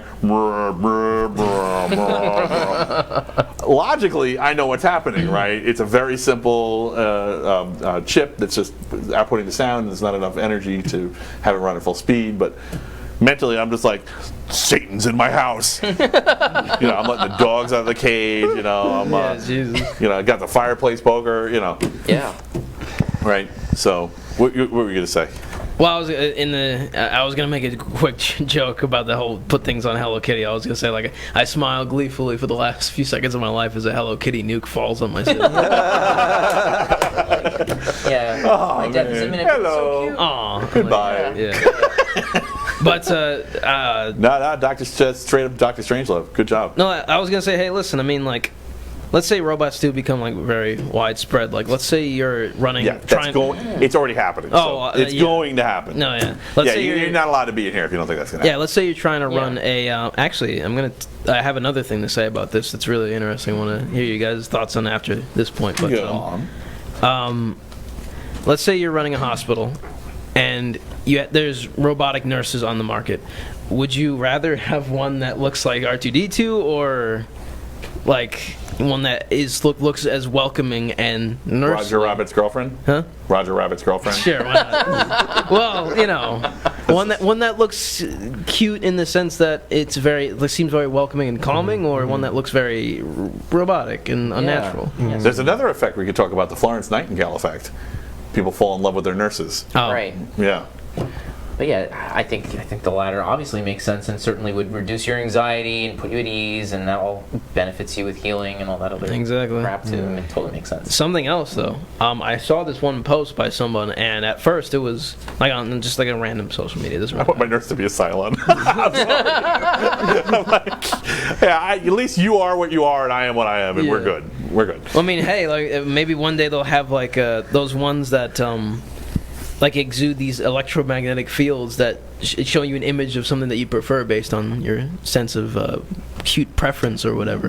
That would be a really interesting thing. Oh my gosh! Wow. Oh my God! This is where we're going. Drowned in your own hormones. Walking in and looking at some guy who looks like Lil Wayne, like, whoa, what are you doing here? Yeah, that's a good point too. I'm helping. Like, oh, okay. Yeah. But anyway, no, I saw this one post. Someone was saying how like basically like there was, I saw these robotic sort of quadrupedal robots that were like they're being commissioned to the military, or they're thinking of commissioning them to the military as like a contract for we need X amount, whatever. And people were obviously like doing the whole internet thing where they say like, oh, a cute doggo or whatever, it's because it was essentially a dog, I guess. So it was on 4 legs and it walked like a lion or a dog based on the whatever settings or the way that they had it anatomically built. And one person was like, hold on, this is dystopian as hell, because what they're doing is they're putting into your minds this idea, like cute sort of animal thing, but in reality these things are going to be used to hunt down, and then it obviously got a little political, but these things are going to be used to hurt people, and you're being brainwashed. What a cute murder machine! Yeah, exactly. He's so cute. Who's a cute murder machine? Yeah, but it's they're using the classic tells of a creature that is meant to be sort of adorable, I guess. Is that the Boston Dynamics one? No, yeah. So you can buy a Boston. You know the Boston Dynamics dog. They called it. I'm sorry. They called it Spot. Yes. So there was a Black Mirror on this. There was a Black Mirror where Spot was used as the actual robot in the episode where it would hunt people, and it basically hunted everyone down in the episode and killed them. So like literally this thing is scary enough that they just have to put the actual robot in a show, and everyone's like, oh my God, that's horrible. You can buy one now. They just put them on sale for the general public. You just call them up, they give you a price, and they'll send it to your house. Yeah. And now you have a robotic dog that can murder people. You can program if you attach a murder device to it. Well, you can program in any way you possibly can. Right. And it's it's super strong, can pretty much go anywhere, can pretty much climb anything. Battery life, of course, is limited, but robots can recharge themselves. Why not your robot dog? Exactly. But I thought that was really interesting about how you're being essentially convinced that, like subconsciously, I guess, that. So this is interesting. So this is one of the things I wanted to bring up as an example of this. My example is Freud talking about exploring and expanding on human psychology, and I mean reportedly, and I think it's true, Freud was extremely depressed at the end of his life because, of course, what was he watching?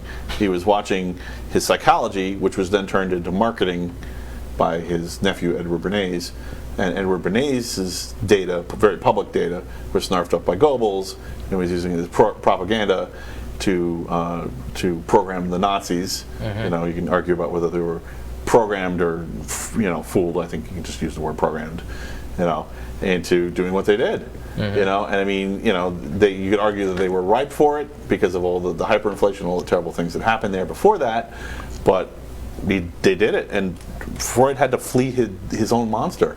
It's literally like a Frankenstein's monster kind of thing.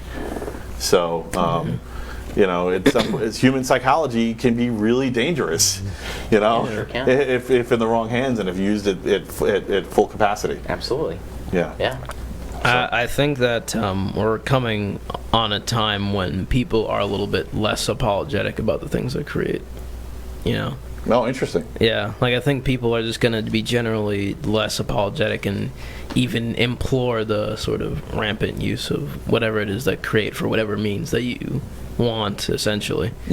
Like, and I don't even necessarily think that comes from greed. I think that just comes from like like information flow numbness. Well, for sure. It's perfect segue into our next question.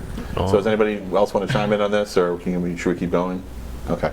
So, yeah, I mean, I agree with you. There's some of that.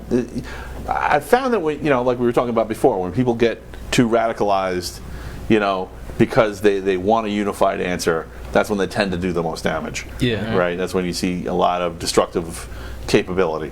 And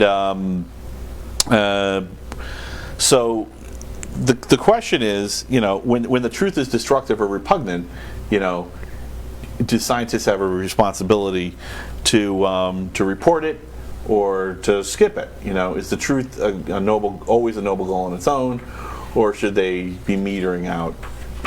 Like if they discover something terrible, that can be used for evil. Do you have a responsibility to report it or not? I mean, of course, the case of that going wrong is, of course, with Hitler and Goebbels and Freud. Right. And then, of course, in sometimes things look terrible, and then because the science went out there, it didn't end up being so terrible after all.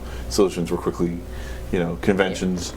I don't want to talk down. You don't want to talk down to people, but you don't want to let an animal create a golem you can't control, create an animal that just ravages everything. Right. Out of the science. Yeah, that's making me think. Like atomic bombs. Yeah, Oppenheimer.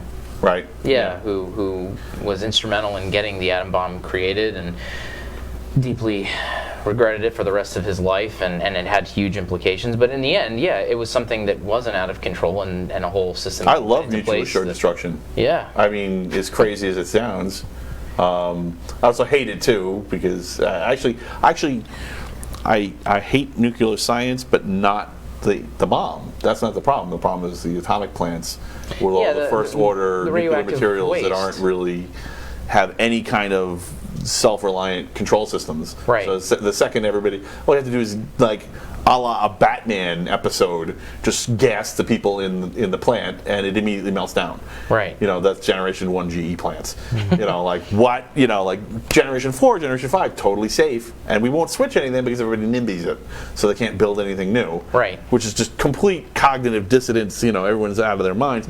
But the funny thing is, the thing that, because it was so over the top dangerous, right, the atomic bomb, everybody had, okay, this is crazy. We can't burn the world to a crisp. Right, we have to figure out a way to deal with this. The secondary technology, but the bad implementation of the secondary technology is way more dangerous than the actual. Nuclear weapons wouldn't kill off humans. It would kill most humans. It would kill most of the planet. Sure. It would be terrifying to the ecology, things would be completely different after. Right. But that wouldn't be what killed us. It would be all the nuke plants melting down after everyone was dead. That's what would make the planet uninhabitable. Having this radioactive half-life for hundreds and hundreds or thousands of years. Or right. Years. Right. Yeah. Because like the radioactive materials after a nuclear blast, they're gone in weeks. If you could just avoid breathing them during the time that they're radioactive, they're gone. Most of the nuclear material is destroyed. It's when it hangs around. Yeah, it's the fallout. Yeah. That persists for an obscene amount of generations. Time. Yeah. Yeah. The interesting thing though is that I guess you can make a very almost morbid argument that Oppenheimer's work actually did bring about a kind of peace. Yeah, well, that's why that's mutually assured destruction. That's why I love it. Yeah, because it's Ozzy's got a song. I learned to love the bomb or something, or I love the bomb. Because it makes it so like we absolutely have to come to some kind of other agreement or like other form of communication, lest we obviously destroy the planet. Right. Now, I actually, if I can gather my thoughts here for a second, I actually think that the kind of violence that we are capable of is just being completely transferred to something totally different. And while the more physical and apparent violence that we know, like, very well, such as, like I think in the Battle of Passchendaele in World War I, like in that single battle, they lost like 300,000 people, like on one side, and then the enemy side lost like almost half the number, just for like this really small stretch of ground. Like you're not gonna really see that anymore, but Okay, yeah, warfare has changed. And you could actually argue the reason that one of the reasons those world wars broke out, there were lots of reasons, but one of the reasons was new technologies were available. Everyone's like, hey, let's give this a try. Maybe we'll win this time. Right. Yeah. Yeah. Woohoo! This is the one, boys, that we're gonna win. The tale of the actual.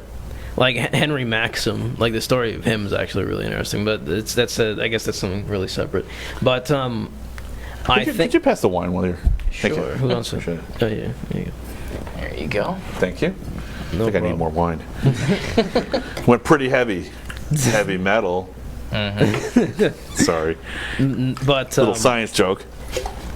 But I just think that I can't necessarily remember the term. But I think that the lag time in between periods of violence will just. Let me just explain out the long way. I was trying to short it out, but I think that when violence does break out, it will be essentially so cataclysmic that it will end us completely. I think that's all that WMD's really achieved. Yeah. I think that all it has done is just put a cap on the violence we're capable of, and just basically made it that when it does happen, it'll just be too much for anything to happen. Yeah, exactly. Does anybody disagree with mutually assured destruction as, a deterrent? I mean, I think the evidence speaks for itself. It was. Yeah, I think it's clear. It is history vindicated that position. Yeah, I agree. Now there are some people who definitely do disagree. And some people who would definitely rather. Well, I mean, I don't love it, right? Yeah. I don't love the fact that we can destroy our planet on a whim. Yeah, would it be preferable to not have them at all? Sure, but that's not, I don't think, realistic to implement. Yeah. Right. I mean, we were going to discover something. No. Yeah. I mean, just to go back to your question again, and something that I was thinking about just now that we didn't talk about, which is that, you kind of phrased it as what responsibility do scientists have to report it, and to some extent, report it to who? Well, to the public. To report to the public or sit on it and not tell anybody. Yeah, like you find Tony Stark figures out time travel, right? He did.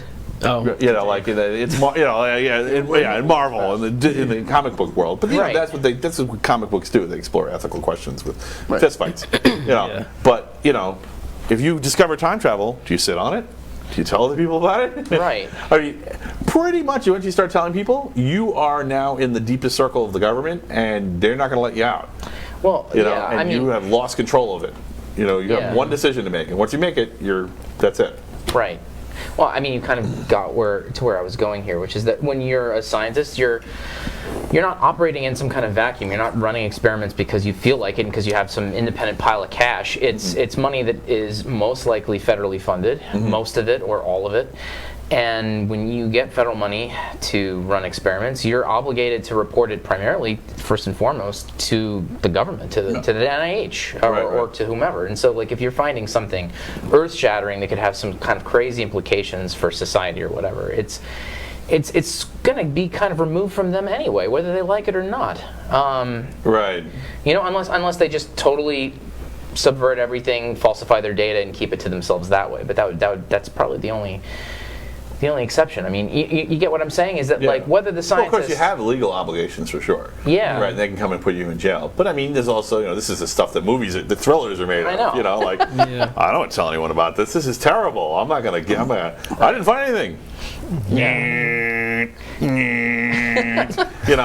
The cat will get out of the bag one way or another. And the thing about science too is that So you're making an anti-security through obscurity argument. Yeah, it'll come out of the bag one way or another. Okay.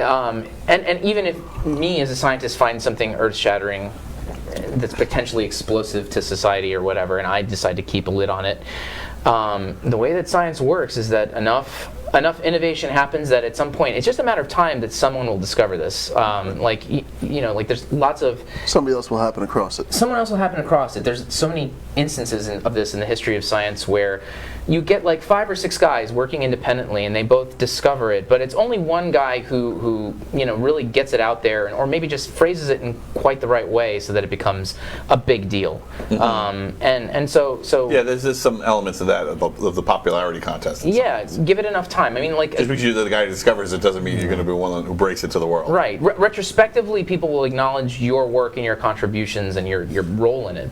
But with enough time, your unique discovery won't be unique. Someone else will find it, and then it's up to them as to whether. So it's just a matter of time. So basically, our fate is kind of laid out in the physical layout of the physical world and the physiology of human beings. Yeah, and our And nature. there's not a damn thing we can do about it. Yeah, the order of discoveries are going to be roughly the same, and they're all going to come out anyway. Yeah, human beings are curious. And, Inevitability. Well, you're all studying the same thing. Well, no, not necessarily, but also, different minds, different perspectives, different techniques. Someone may Sorry. see. I'm not necessarily talking For the about most part, what you're trying to find. most science I'm talking is- about what you find by accident. Which is, in my opinion, some of the greatest scientific discoveries. Sometimes you're looking for A and you find B, and you go, oh yeah, that happens all the "Oh time. shit!" Yeah, that kind of thing happens. But by the same token, there's also two outcomes to it. The greatest discoveries can be both destructive and beneficial to mankind. Agreed, Yeah. 100%. Yeah, that's right. Hiding it doesn't necessarily mean that Well, I mean- nobody else will find it, like you Right. said, and it's kind of an inevitability. Well, actually, I was about to give an example of a counter, but I just countered my counter in my head. So I was going to say, compare, what I was saying about Freud. And he's going hard. Of course, talk therapy is done wonders for society. And marketing isn't always bad. Sometimes No, it's good. not always. Sometimes it's used for good stuff. Yeah. Well, I was going to say, look at sepsis, right? Who could be mad at hand washing? But you know what hand washing did? Population.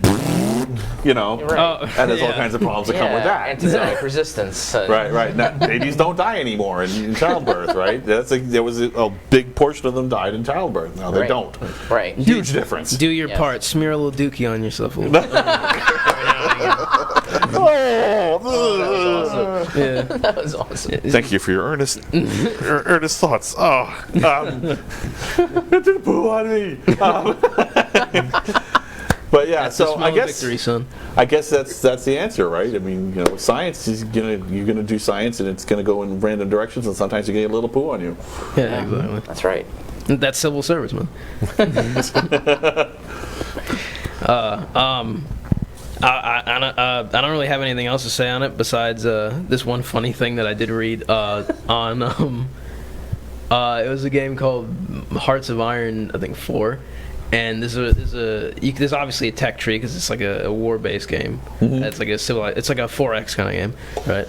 And it's one where you can research asbestos, and the subtext for it is we've discovered this miracle component. We're gonna put it on everything, and it's gonna be great.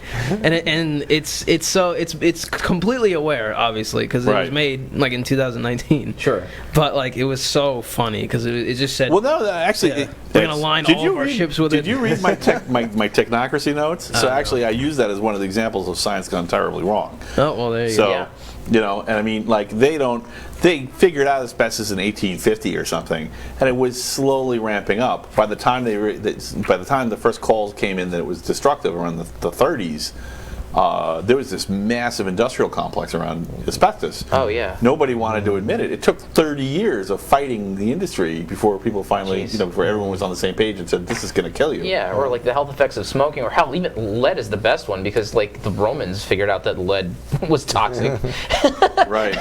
and it was so widely used, and there were it took until about the mid 20th century to have really strict controls on lead. So maybe Sugar we of can't lead. solve everything, but maybe we can solve a problem. Remember we were talking on your show Yeah. about journals and the problem with expensive science experiments not really having any motivation from your peers to retest. yeah, the because lack of replicability or the lack of replication. Yeah, the lack of replication, and partly because it is replicable theoretically, but it's so expensive to run one experiment, nobody wants to do it. Right. And also because the kind of the conspiracy theory view, the shadowy figures in the company go, yeah, we're gonna go out of business, like Yeah. Purdue, Right. we mentioned in the other show. Right. It happens. Companies do go out of business when science discovers that what they thought they had was wrong. There's also or the side effects they didn't anticipate. There's also the motivation of a scientist to innovate. If you're just replicating stuff, you're not innovating, and that's kind of the whole point. Right. You don't make a name for yourself. Yeah. And maybe it would be like a moral course to expect scientists that already have a name to replicate.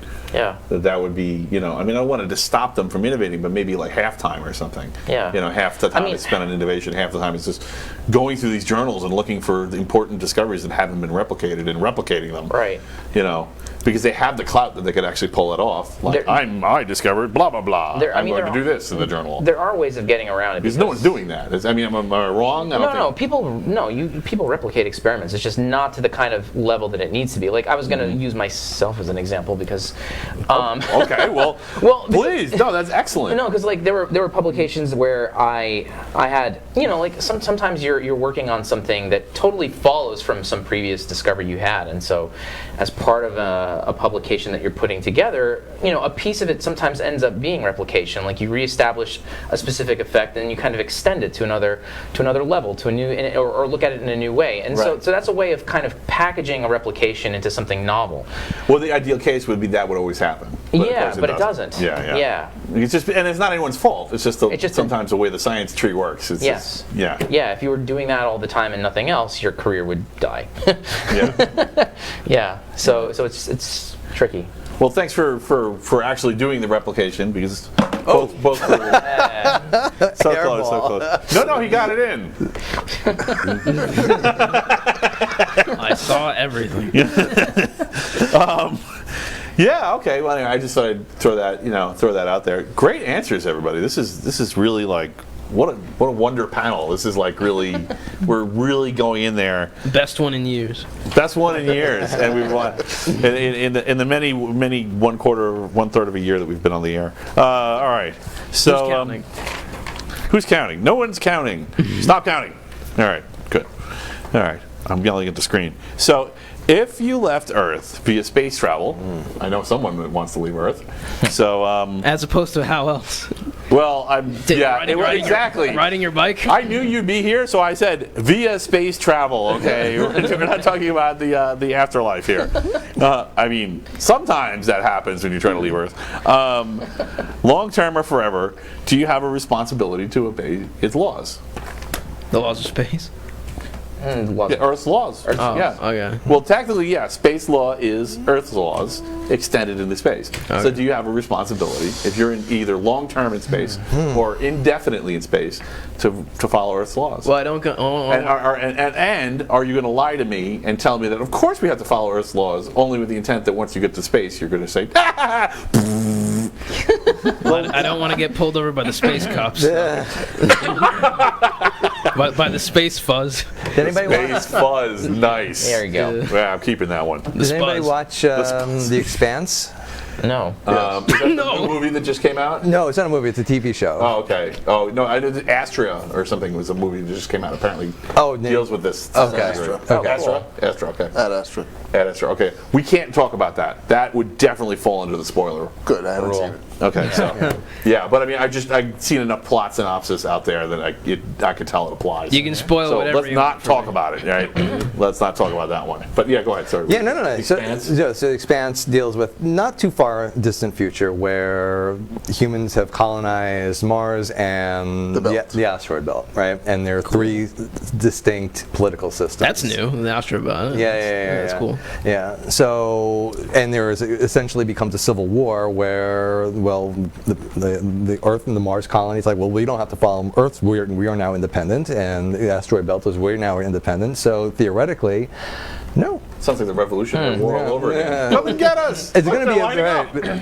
eventually. There's going to be a point where culturally, politically, technologically, even economically, you're going to become so distinct that you, almost by just time itself, you're going to become independent. So yeah, I mean, you will no longer be bound by Earth's laws or rules. You'll have your own laws and rules. So Ideally, they'll distance become breeds independent. autonomy, huh? If they're dependent upon Earth for water and air, and The supply lines, there's clearly there. then there'll always be the need to follow. Yeah. They may have to follow a set of rules in space that no one else has to follow. The supply lines, the kind of the tyranny of the supply line. Well, Well, two things.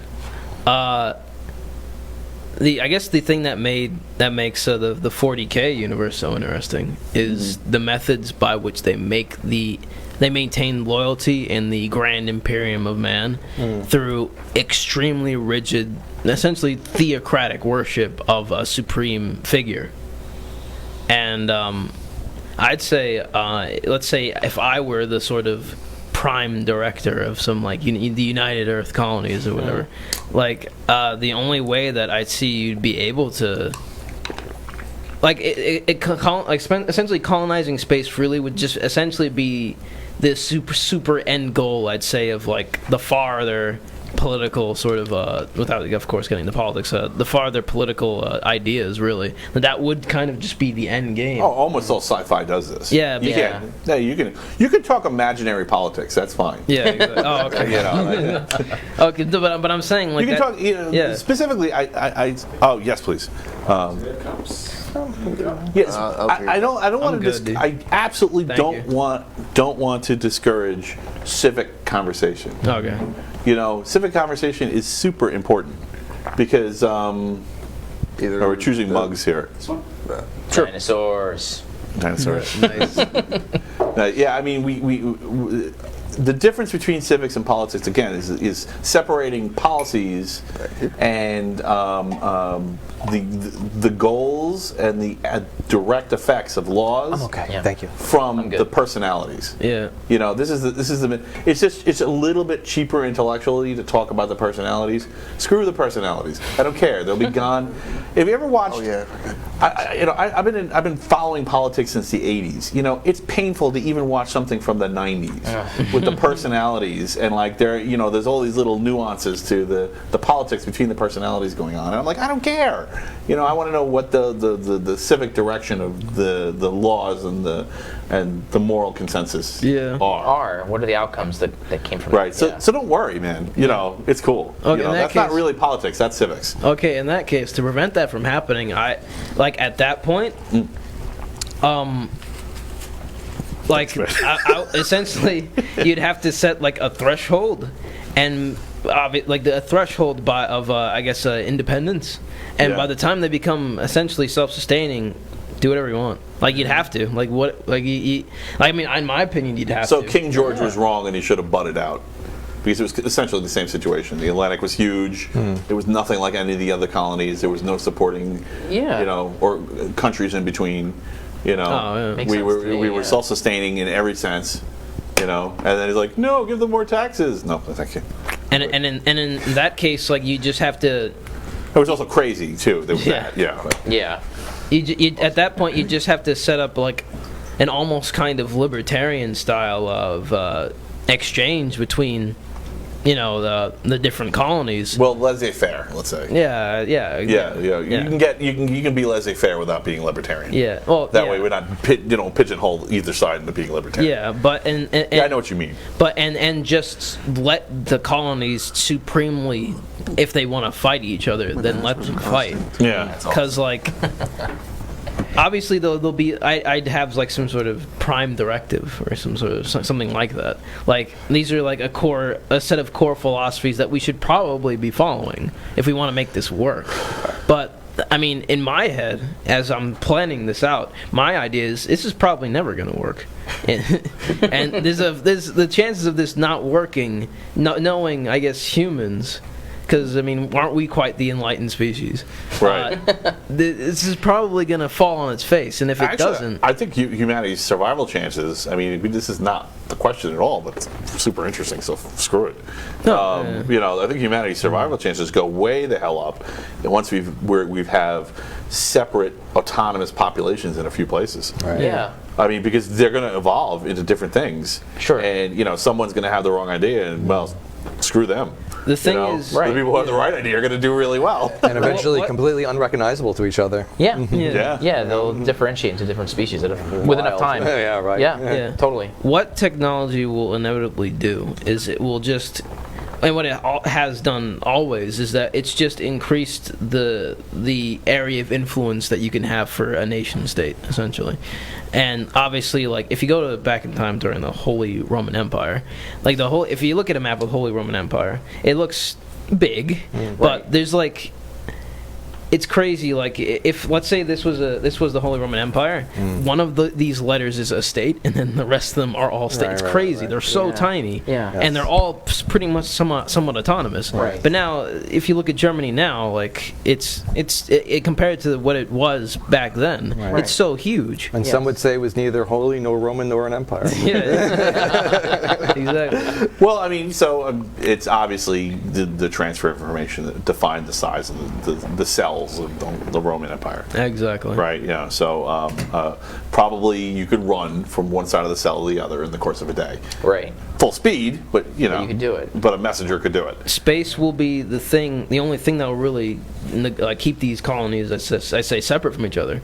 But then that can be conquered, and then you're just progressing more and more into essentially, I guess, a one organization that is essentially. I mean, like, I always believe that you have to have some kind of unifying ethic, but it just becomes so much more easier, and people will be so much more willing, I'd say, to agree to it. Because I mean, what exactly is stopping us? Like food? No, we can just, food, water, Right. etc. We're going to see that in our lifetime. Yeah. I'm absolutely certain. I mean, we're already at the point now where we're talking about eliminating disease with CRISPR. With what? With CRISPR. So CRISPR is this is for the audience too. Cool. And I don't know if John knows this. I don't know if you were there for Sebastian's talk. We had a great talk in Lilac from an open source geneticist. But CRISPR is a biological process that was we figured out, like humans figured out about 3, 4, 5 years ago. Yeah. And it was actually a group of like 6 different universities all figured out a piece of it. So they were looking at bacteria. So you know how we have an immune system and our white blood cells will pick up the pattern and the molecules Antibodies. of invaders, right? Yeah. So what do you do if you're a single cell? You can't do that. You don't have a vascular system to have white blood cells in it to do it. So you actually take the intruder's DNA and implant it in your own DNA to keep track of it. So your immune system is your own DNA. Yeah. And in order to do that, you need to have a mechanism that actually can basically do a search and replace on DNA. Okay, I'm looking for this, and when you find it, insert this. That's what CRISPR is.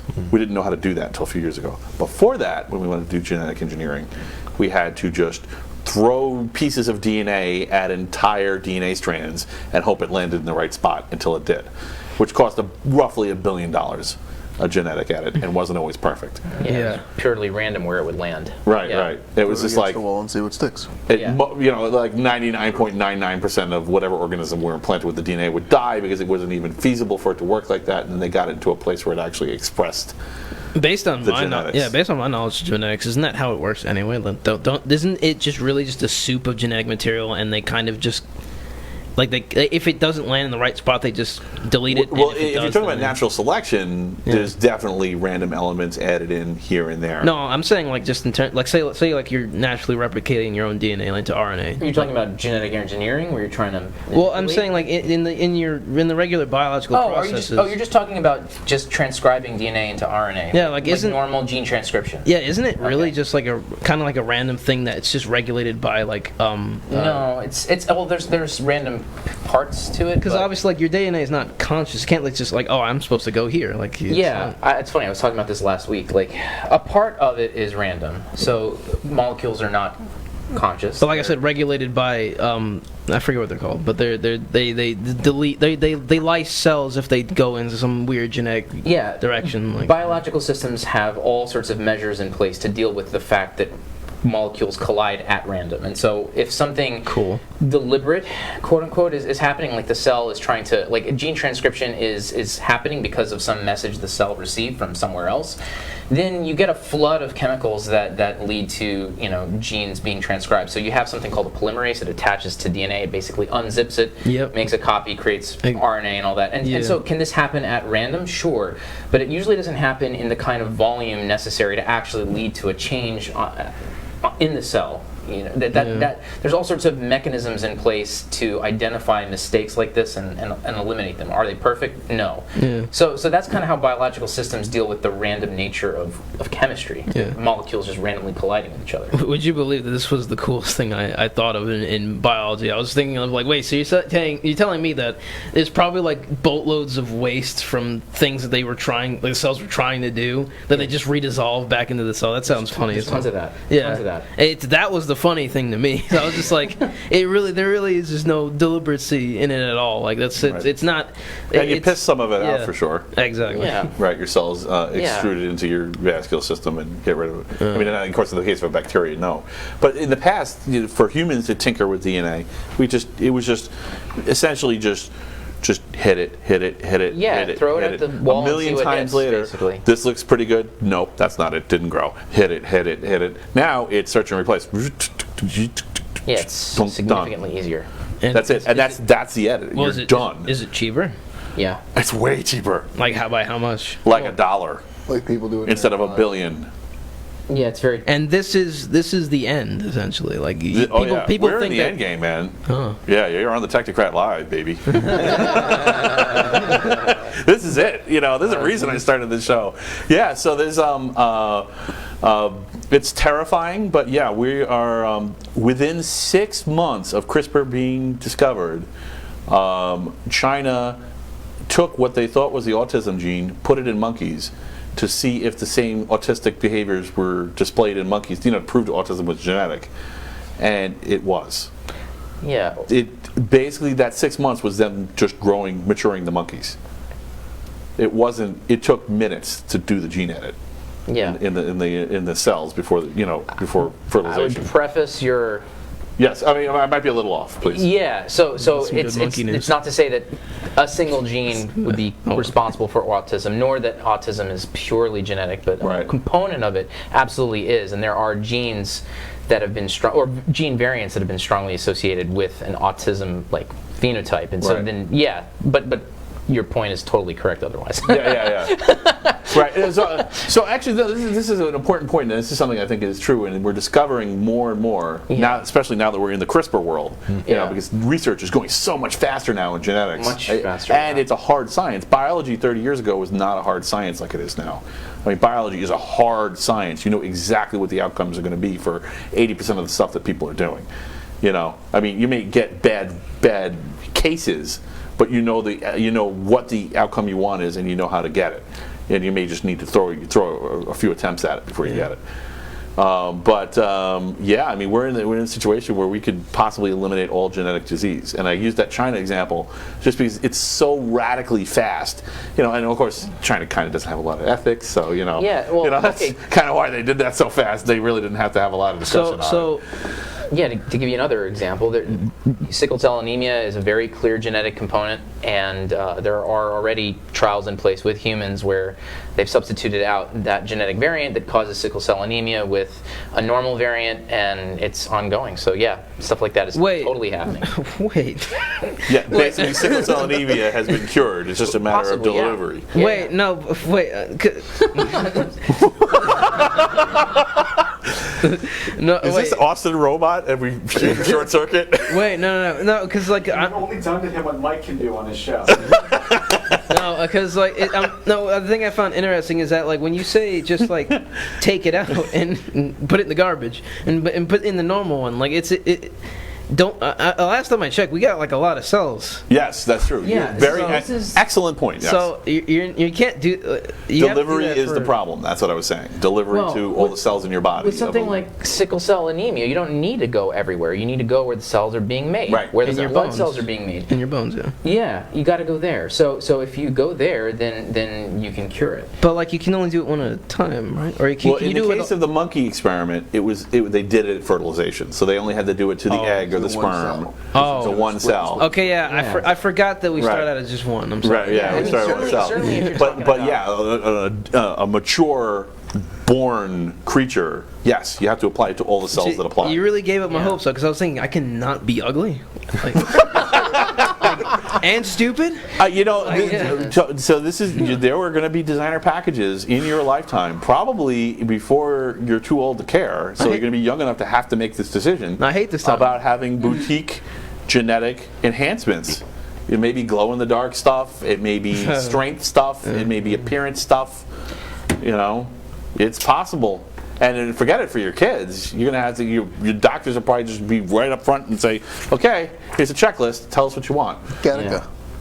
I'm. That was great. I'm so glad we had this on video. I'm so glad you agreed to be on this panel. Thanks for being there. Okay. Yeah, I know. You can correct where I've got overstepped. No. What you said was fine. I was going to put in some big caveats, though. Oh, sure, please. Which is, one is that most things are actually almost nothing. Very few things are purely genetic. And so, yeah, you can give someone genetic variants that have been associated with superior intelligence or superior strength or this, that, and the other thing, but that doesn't mean anything. Like, your environment is huge, equally or more so, depending on what you're talking about. Never mind the fact, too, that, again, very few things are regulated by a single gene. When you're talking about anything interesting, it's usually dozens, hundreds, thousands of genes. And sometimes a gene can affect multiple things. Yeah. So you can be going for intelligence and end up with a side effect. Yeah, that's another thing, too. Like, you'll get enhanced intelligence at the cost of getting some defect somewhere. You don't want that. Well, but what this is honestly telling me is that Just one giant side effect. like as this progresses on, we can just figure out like the best case for whatever sequence will allow for this. Right. At some point, yeah. But getting that point will definitely not happen in our lifetime. And the reason why is because our genome is massive, and It's like from here to Mars, right? yeah, it's huge. It's absolutely enormous. And then secondly, another thing that you guys haven't brought up, but it's important too, is non-coding sequences of DNA are hugely important. So people always focus on the parts that make proteins. DNA makes RNA, makes protein, right? But those parts don't operate in a vacuum. There's all sorts of stuff in between genes that has huge regulatory consequences. So there are regulatory elements that can enhance gene transcription, can silence gene transcription, can modulate gene transcription. Those parts don't make proteins, but they sure as hell influence the outcome. And so those things, because they're small, and because they're scattered all over our genomes, are really hard to figure out and track, and new things regarding that are being discovered all the time. And so yeah. And of course, testing on people is often unethical. Yeah. For this kind of stuff, totally, because it's usually not going to be associated with disease. Like, you could mess around with a rat or a mouse, but not with a human. Science based. So one of the things we were talking about on our show, and this is something that I think is completely neglected in the world out there, that whenever they're talking about science, which is that science is, you can either you have a control, which is completely unethical in the case of genetic testing, unless it's an adult and they're agreeing, and usually they won't even let them, even if they do agree, unless they're facing a death sentence. It's usually a terminal illness where you can do this. Yeah, right, where you're allowed to do this. They won't even let you experiment on yourself, unless you have a terminal illness. Right. It might cure it. And then it's called curiosity. So and the other one is projection, right? So if you can accurately project, okay, this gene is going to do this, and and have find people with that gene and say, okay, that expressed itself. Right. And you have to have massive sets of data showing this is true before they let you start. There are kind of ways around this with induced pluripotent stem cells, where you can take a swab of skin cells from the inside of your cheek, and then with the right biochemical techniques, you can reprogram them into some other cell type. Like, say if I'm interested in heart disease, and you've got a family risk for heart disease, and I want to use you as a guinea pig without actually using you as a guinea pig, I could take some skin cells, I could reprogram them into cardiomyocytes, grow them in a dish, and then do all sorts of stuff to them, and still get at some interesting questions, because it's not an organ, it doesn't behave like an organ, but it's still the cells, and so you can still get to some interesting questions with genetic engineering. Right. Yeah. So you're talking about making stem cells out of ordinary cells. Yeah. So it's not like this isn't dead babies, right? No, this is not embryonic. Yeah. So because a lot of people associate stem cells with dead babies. Right. Because about 10 years ago, the only way to mess around and do experiments with stem cells was to harvest them from embryos. But now in the CRISPR world, it's completely different. Yeah, it's totally different. Well, this is unrelated to CRISPR. Yeah. But you can combine it with CRISPR. Absolutely. So yes. So. I thought you had to change a gene to make a normal cell into a stem cell to tell it. It's a Yeah. stem So cell. you can use CRISPR to accelerate the process of taking a skin cell and turning it into a cardiomyocyte. And then furthermore, you could then do more stuff with CRISPR to tweak the DNA of those cardiomyocytes and then, induce a heart disease state or try to fix a heart disease state. So CRISPR can be used at all levels of the experiment I'm talking about. Am I like going over everybody's head here or? No, this is excellent. Okay. Sorry. No, I was just doing a little Well, you comedy are for the now, audience. like Jesus. Sometimes I get carried away. No, you were perfect. I appreciate the explanation because I don't Yeah. want to mislead people, and underserve something or talk about repercussions that are coming too soon because subtle changes like that do change the timeline. Yeah. So you can do stuff with human tissue without doing anything invasive at all. Mm-hmm. There's a limit to what you can do with it because, like I was saying, a two-dimensional cell culture on a dish is not the same as an organ. Organs are three-dimensional.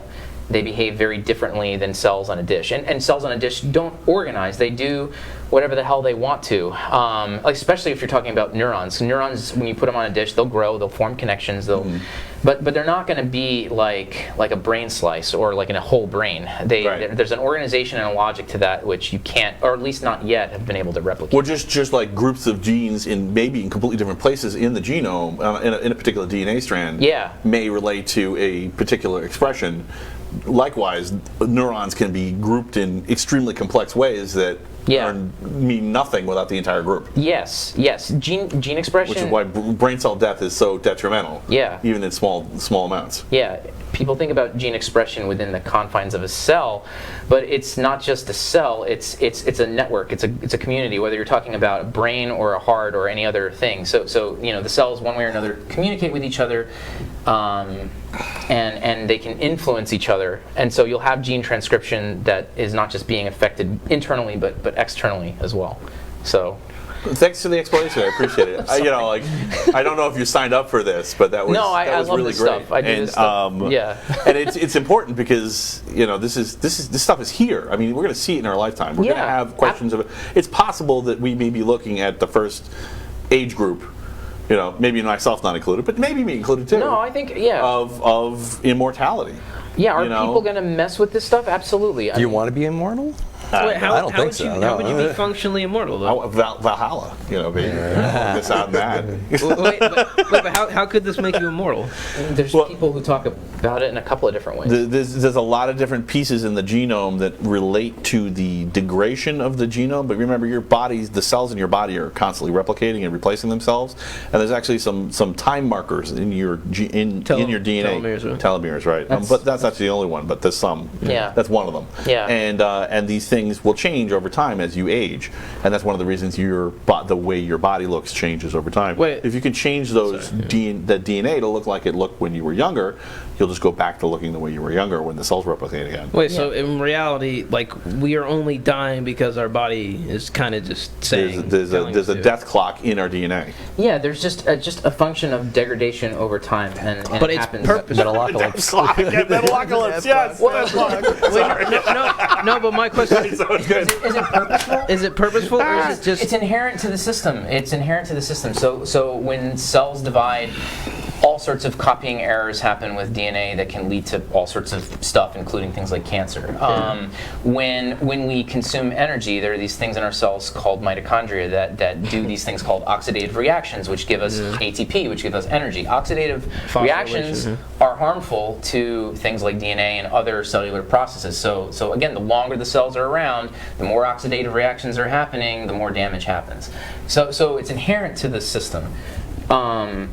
Getting around it would be complicated. In principle, it could be, but some people are doing another approach, which is rather than getting around it, the idea would be just replace things. Right. Which may be possible to replace things in place. Yeah, I just talked about a moment ago about taking cells and reprogramming them into stem cells and then differentiating them into whatever cell types you want. And of course, the next step from there would be to organize those cells and figure out how they organize and create organs. I mean, there's lots of good applications for this too, like if you are a diabetic, You know, So it's funny, you haven't even talked about, so you're talking about creating organs, and I assume you mean like on in a petri dish. Yeah, But like you could actually, so I'm kind of coming at it from a nanotech kind of perspective. You know, if you have nanites, you know, which, you know, sooner or later the chips are going to stop getting faster. I mean, they already did. Moore's law already broke.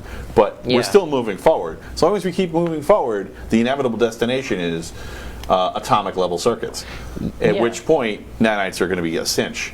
At which point, delivery to any particular cell will be a matter of just typing in its address and say, go ahead, take care of that cell. Right. In which case, we can replace our cells one at a time. Yeah, so nanotech. one could use that kind of approach for immortality. I mean, there's a more...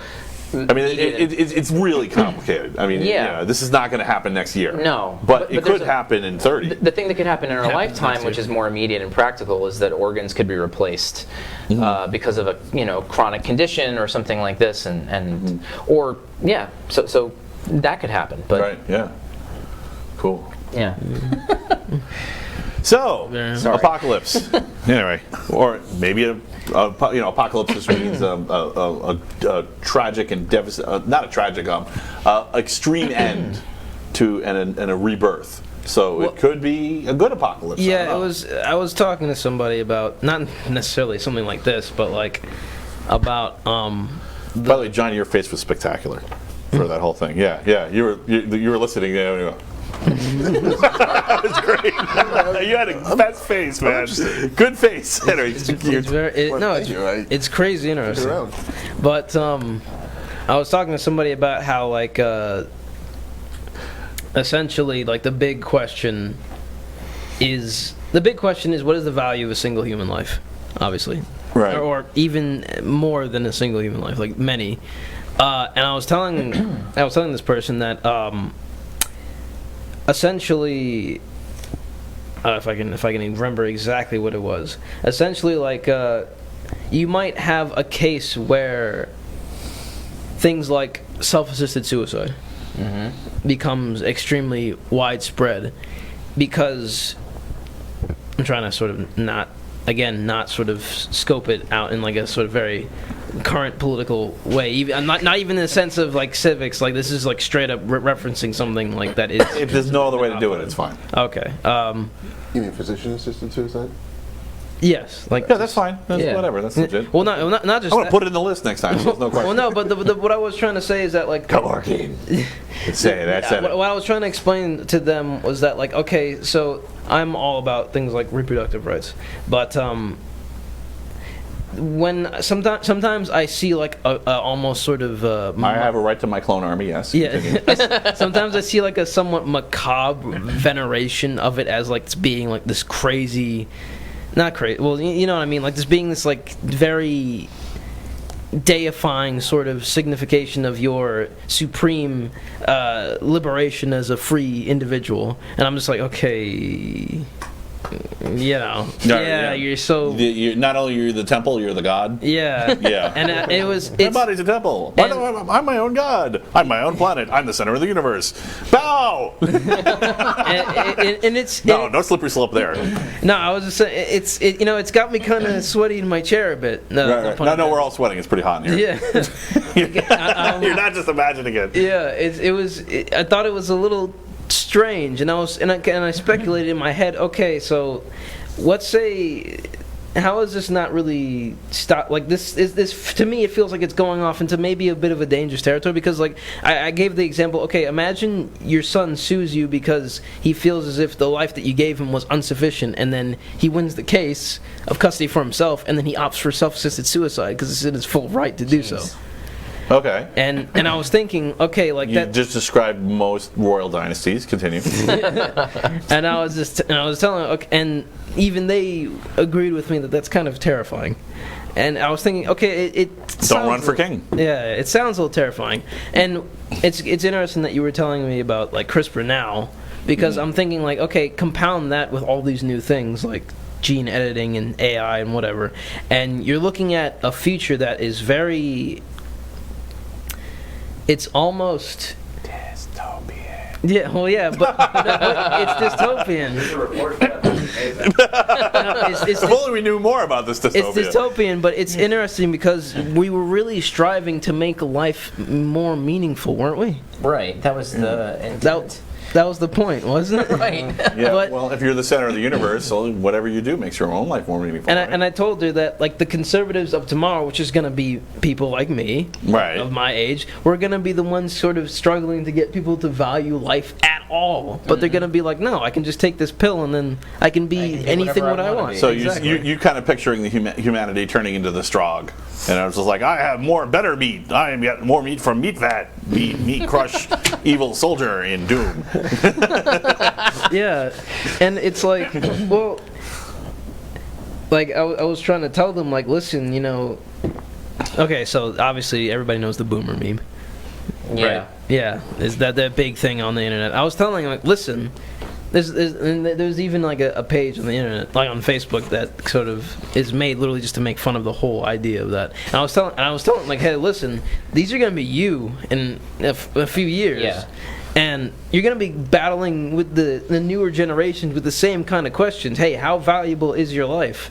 And do we have the right to essentially tell you how valuable your life is? And the answers are going to be all new. Yeah, they're Exactly. gonna be different. And then, well, you see, that's what's different. These questions have always been asked, but what's different is the answers are changing.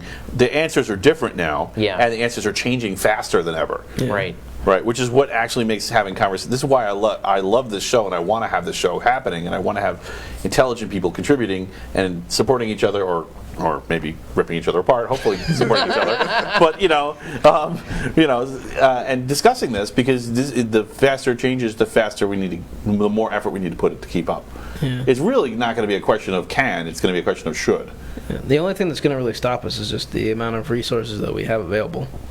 I don't really think it's going to stop us. Well, yeah, but then I'm saying, like, then again, it's going to... The resource depletion of the planet is way overhyped. It is. We could support 40 billion people, 50 billion people. That's a few generations out. No, We're yeah, not you're going to right. live to see it. It may be ugly, it may be messy, it may be disease-ridden and garbage-covered, but it is possible. Mega city one, yeah.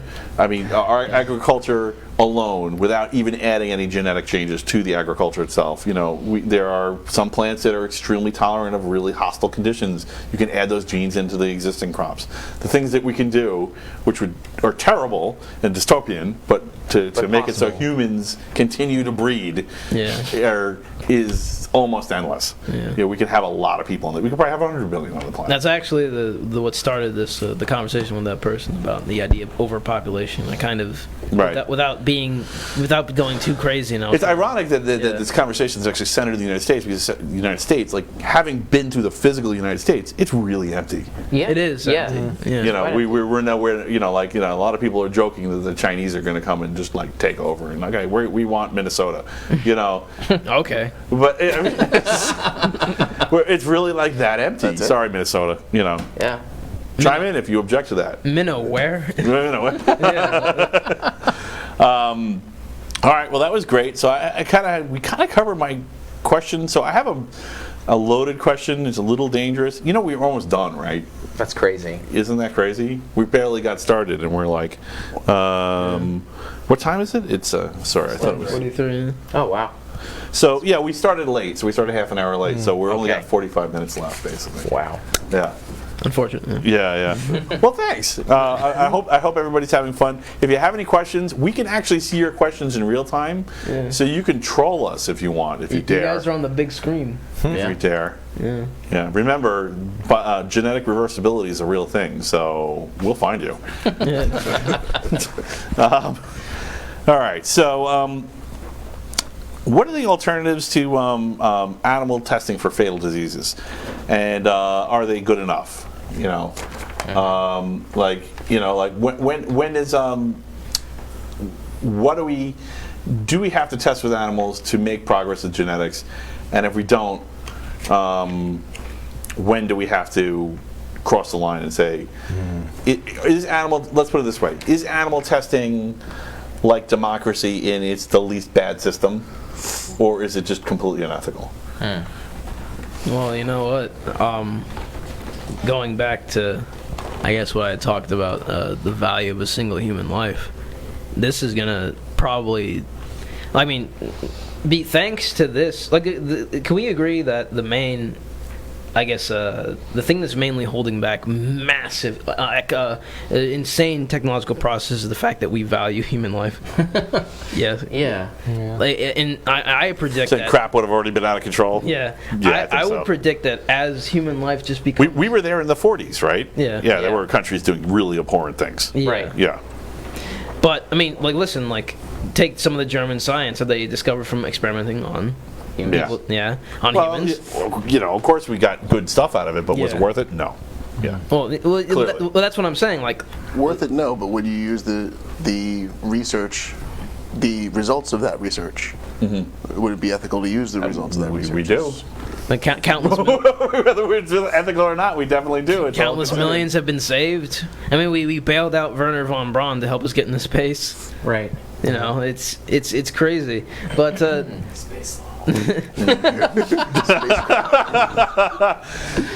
I'm on the moon. Come get me. Na, na, na, na, na, Jehovah, Jehovah. oh god, it's the fuzz. Space fuzz. Space buzz. Space cops. All right. No, I mean, look, I did warn you guys this would be tough. You don't have to answer. You know, I've had conversations go completely full speed in both directions, both for and against animal testing. I do tend to value intelligent life more highly than non-intelligent life. What if we could use non-intelligent life?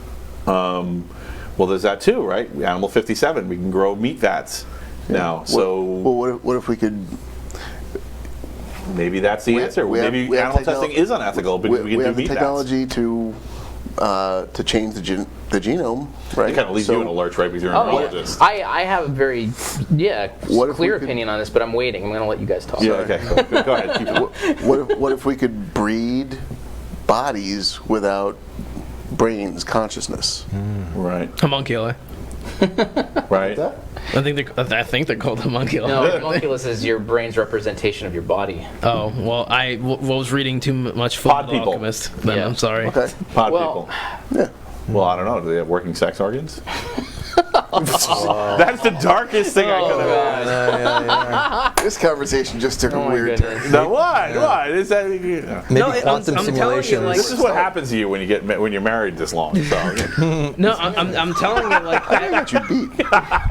I'm telling you, See, he thought it too. it's gonna come to the point where not even the intelligence of a creature is gonna be able to determine its worth. Like, what as we progress on, the worth is gonna come from the things that we create. It's gonna be completely divorced from what we are. You know what I mean? Right. Like, it's gonna. Agreed. Yeah, it's gonna. Wasn't that kind of the plot of iRobot?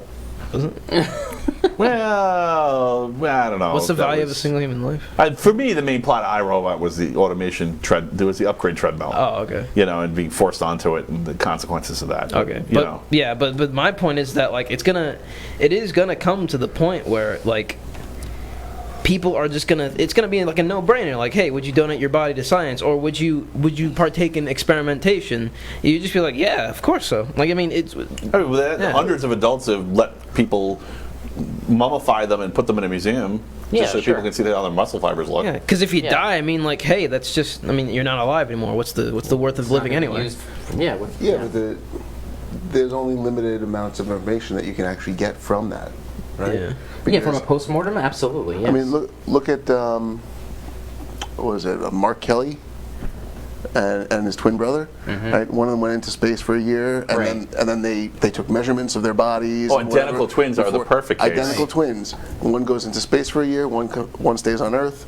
Afterwards, we measure their craniums. We do a whole bunch of tests. Exactly. Yep. Yeah. And bone and we density. compare. What was the we try to result? see what's the long term. And there were real results from effects. that. The bone Right. density was through the The only- floor for the spacefaring brother. Right. The only way that you're going to find a lot of the deviations is by using exact copies.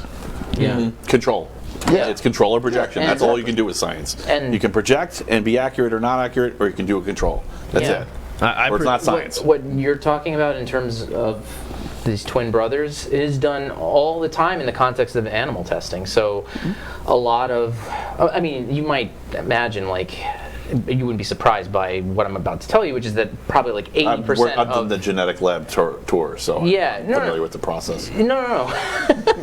So, like, if you looked at all the research that's being done out there and what organisms is being done on, if you're talking about whole organisms and not cells in a dish, it's probably like 85% that's rodents, maybe more, and then maybe like 5% or so that's primates, and then the remaining is just some assortment of other animals. The overwhelming majority of it is rats and mice, and one of the reasons why people like using mice in particular is the fact that people have developed tons of lines of genetically identical mice. There are these mice that have been inbred for so many generations, in some cases like literally 80 years of inbreeding. So when you take And what's the life cycle of a mouse or a rat? Like 6 months in the before lab. before they're being impregnated? Or? So in the wild, it's probably less than a year. In the lab, they can live to about like 2 years or so. No, but how quick till they're sexually mature? Oh. So in that case, probably about 6 weeks after birth. Oh my God! 80 years of 6 weeks. Yeah, That's a lot of and every generations. month they'll make another litter of between 6 and 10.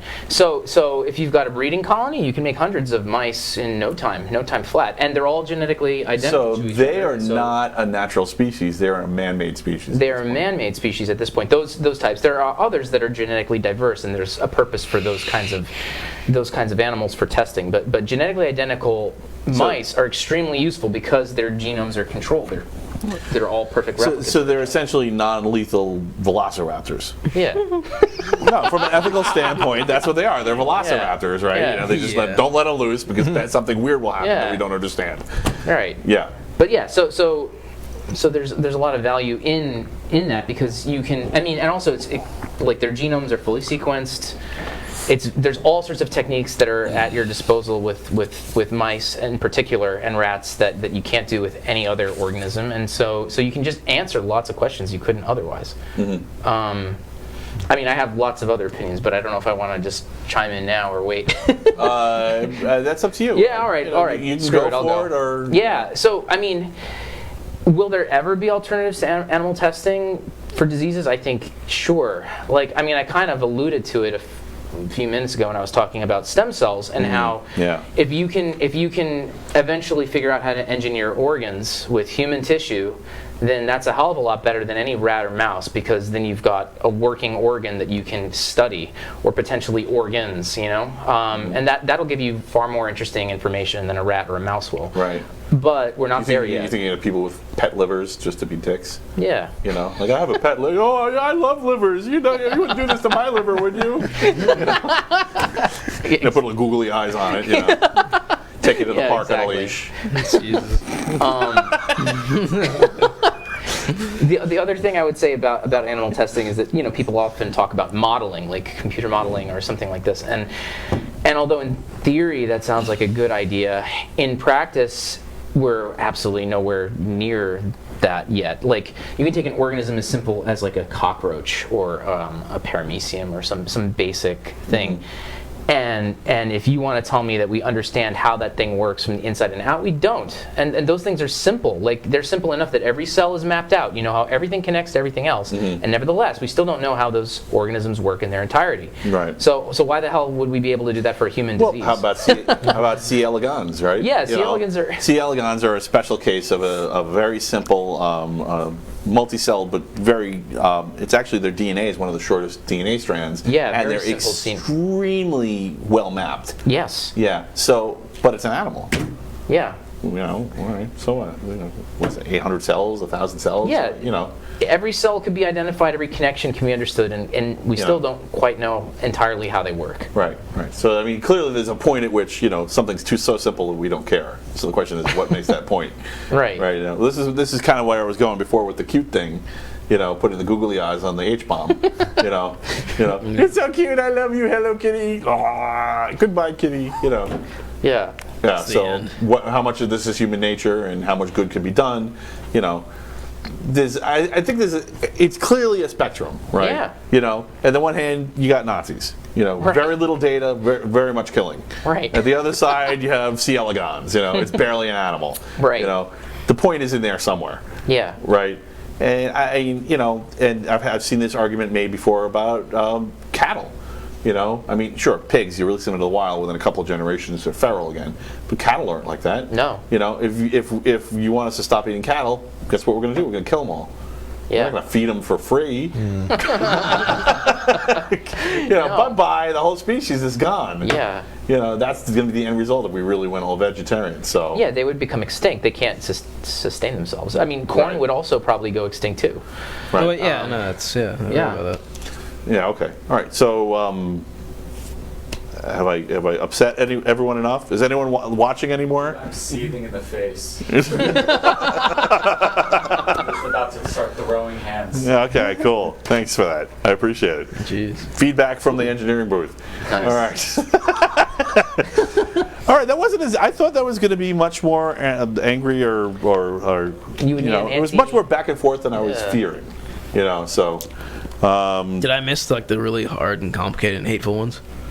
but Like did I miss did I miss the really mean questions? For you. Okay, good. well, no, I mean people get upset. These are serious questions with real consequences. I mean, nobody likes it when their grandma's the one that gets cancer, right? Yeah. So and then it's like, well, just throw some mice at it, whatever, like. Right. So, but is that appropriate or not? Sometimes it depends. Like I said, Yeah. it's a spectrum. There's a gray area. And as long, for me, as long as intelligent, conscientious people are using the least intrusive, least offensive, lowest order organism they possibly can to get the work done, I'm satisfied. Yeah. Yeah. And I mean, with one proviso, I would say, intelligence to the point of empathy is kind of off limits with that. If it's intelligent enough to give consent, it must give consent. Mm-hmm.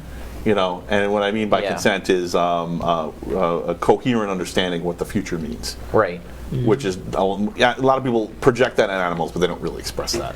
Yeah. Animals don't really understand the future. They understand now. They understand now, and It's interesting that you say that because in this sort of dystopian scenario I was talking about with the in this interesting scenario, because I do think it is coming. I think that whoever wrote A Brave New World had it kind of spot on. Oh yeah. When he was talking, Huxley. Yes, I think so. Yeah. When he was talking about how consent is implied and also illegal if you don't offer it, especially for things like sex. You Right. know, like I think that these things like, would you consent to some kind of testing, scientific testing on yourself? I think that kind of consent, even if we're going even further down, would be implied. And maybe the silver lining is that it's just so much easier to provide reparations for if things go wrong. Yeah. I think that the way that people's brains work, and I'm not saying this is right or wrong, I think it's just a symptom of humanity. Like, I'm going to get into my own personal stuff here. I'm going to get the Civ gene here. But, so I'm so excited. Yeah, so one of the things I think here is that we're, the way people work, we are capable of seeing the future in a way that other animals aren't. And you can give consent with the intent that it's indefinitely into the future, but also you can revoke consent. But if you haven't revoked it, you should still have it, right? People can't say, well, you have to continually consent. Yeah. Continual consent is what an animal would have to do to give consent, right? Which is why they can never give consent, because they literally can't continually, it's just like any continuous curve. If you reach that, you can't ever give enough consent. Right. Yeah. Right? Yeah. So you either can give consent forever, or you can't give consent at all. Wait, so are you saying that we're not going to reach that point?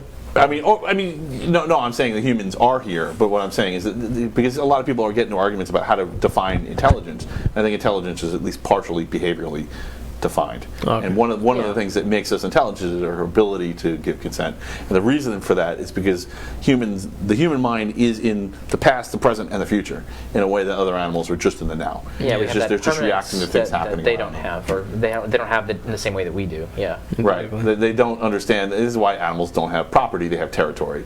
Right. A human being will look at a cabin in the woods and go, oh, crap, that belongs to someone, I better not go in there. And it doesn't necessarily have to be trained. Mm-hmm. It can be untrained too, by the way. In China, there's no property. You can just walk across a farmer's field and nothing happens to you, because it's considered everybody's property. But that's not the norm. That's the exception. Is that really true? That's really true. Yeah. Oh, dude. Yeah, there's videos out there of people that just, you can just, if you have a dirt bike, you can just right, go right through, as long as you're not destroying the crops. Right. Stay on the paths and stuff. So there isn't really a concept of property, but that's the exception. Most human cultures and most human civilizations have a concept of property, and I think that's actually just how we work. Yeah. And we can untrain ourselves, but we have to untrain ourselves to anyway, that's part of this gene stuff. So I could be wrong on that, but I don't think so. Can't wait for someone to shoot me down. Really, at this point, I just want to shut the server off and be like, okay, I don't care anymore. But so far I haven't got. I'm sure God wants to do the same thing. Yeah. Shut up! Stop that! Yeah. I heard something decently interesting about someone referred to a house as not a place to live, but just a place to keep your stuff. Huh. Really? Yeah. That's interesting. Because we were all inherently nomads. We never lived in any place. We just kind of traveled as the weather kind of. Right. Yeah, So, until about 10,000 years ago. well, Yeah. so a lot of We this. built like huts and houses. There Xbox. that is an excellent point. So there's a really great CGP Grey has a really great video on this, where he went into the examination of game animals versus farm animals, and the reason that you don't really see heavy civilization in North and South America is it because they were better or worse than us? It's because they didn't have farm animals. You can't put a fence around a buffalo; he'll smash through it. You can't put a fence around a deer; he'll jump over it. Yeah. But you can put a fence around a sheep. Right. You can put a fence around a cow. You can't put a fence around a chicken.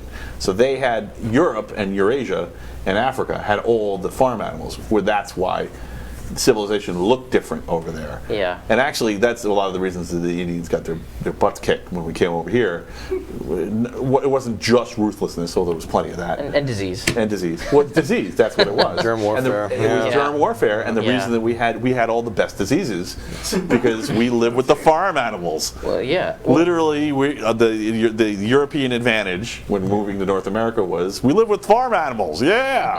And we But had interestingly, when it was one-on-one, Mesoamerica versus Europe, and Europe got its ass kicked. Really? Oh yeah. Wait, Mesoamerica is in. Like the Aztecs. Aztec, Mayan. That's true. Yeah. We only won because of the disease. Right. Yeah. It's just So, and the reason we had the disease because we had the farm animals, and that was it. I mean, it wasn't right or wrong, bad or good.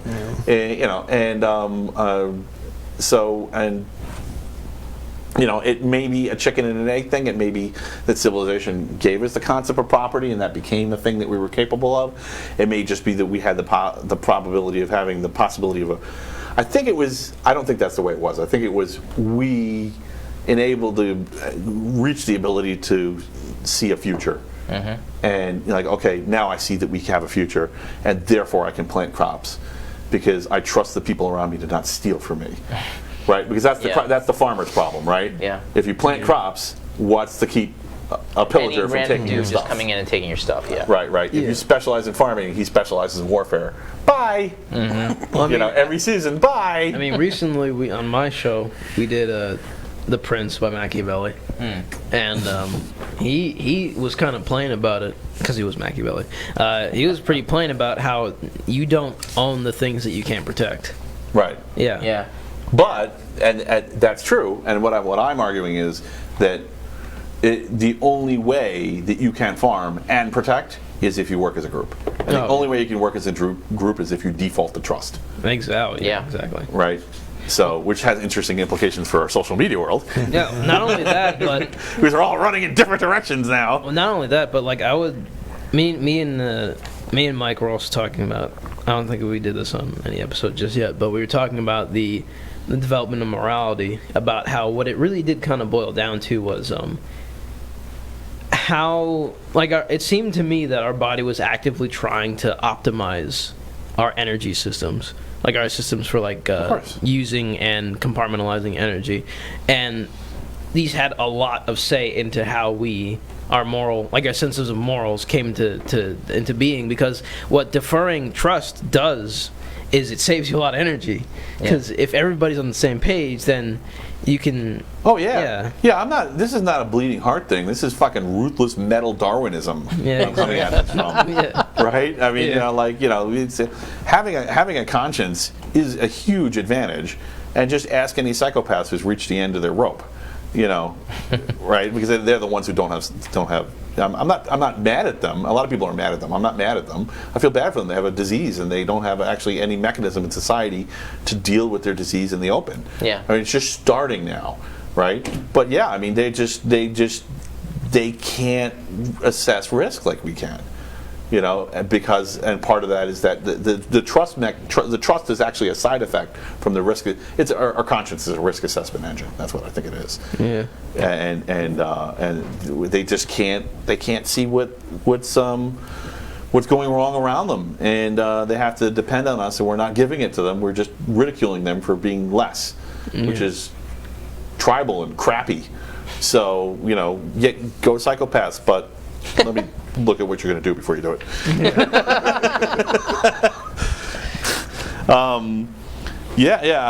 So good point about Darwin. I think you're right. I think it is you want to conserve energy. Energy optimization, yes. Yeah, it is. It's all about the calories. Yeah. Yep. Okay. So I have one for me, but. Give me an example of a good science fiction positive rule to live by in real life. Wait. Oh, it can be fantasy too, but probably science fiction will work better. Do or do not, there is no try. Nice. Oh, that's good. Excellent. He wore a Yoda shirt on your show. Was it? No, you didn't wear it. You No, wore I it. wore the Yoda. You wore the Yoda shirt. Okay, sorry. That's awesome. Very in character. No, you're right. You're totally right. Man, I'm struggling to come up with one. Okay. Science fiction positive, like something from iRobot, for example, would be a good. I'll give you mine while you guys think. So mine is Futurama. Don't have sex with robots. There's just terrible consequences. Don't date robots. Don't have sex with robots. Jesus. That's awesome. I knew I was going to go to this one before, so I could say the thing I said before and save myself. Okay, man. he really didn't mean it. Yeah. That's great. They're right. Bye-bye genetic line. Oh, that's funny. Man, I'm drawing a blank. I'm sorry. No, okay, that's fine.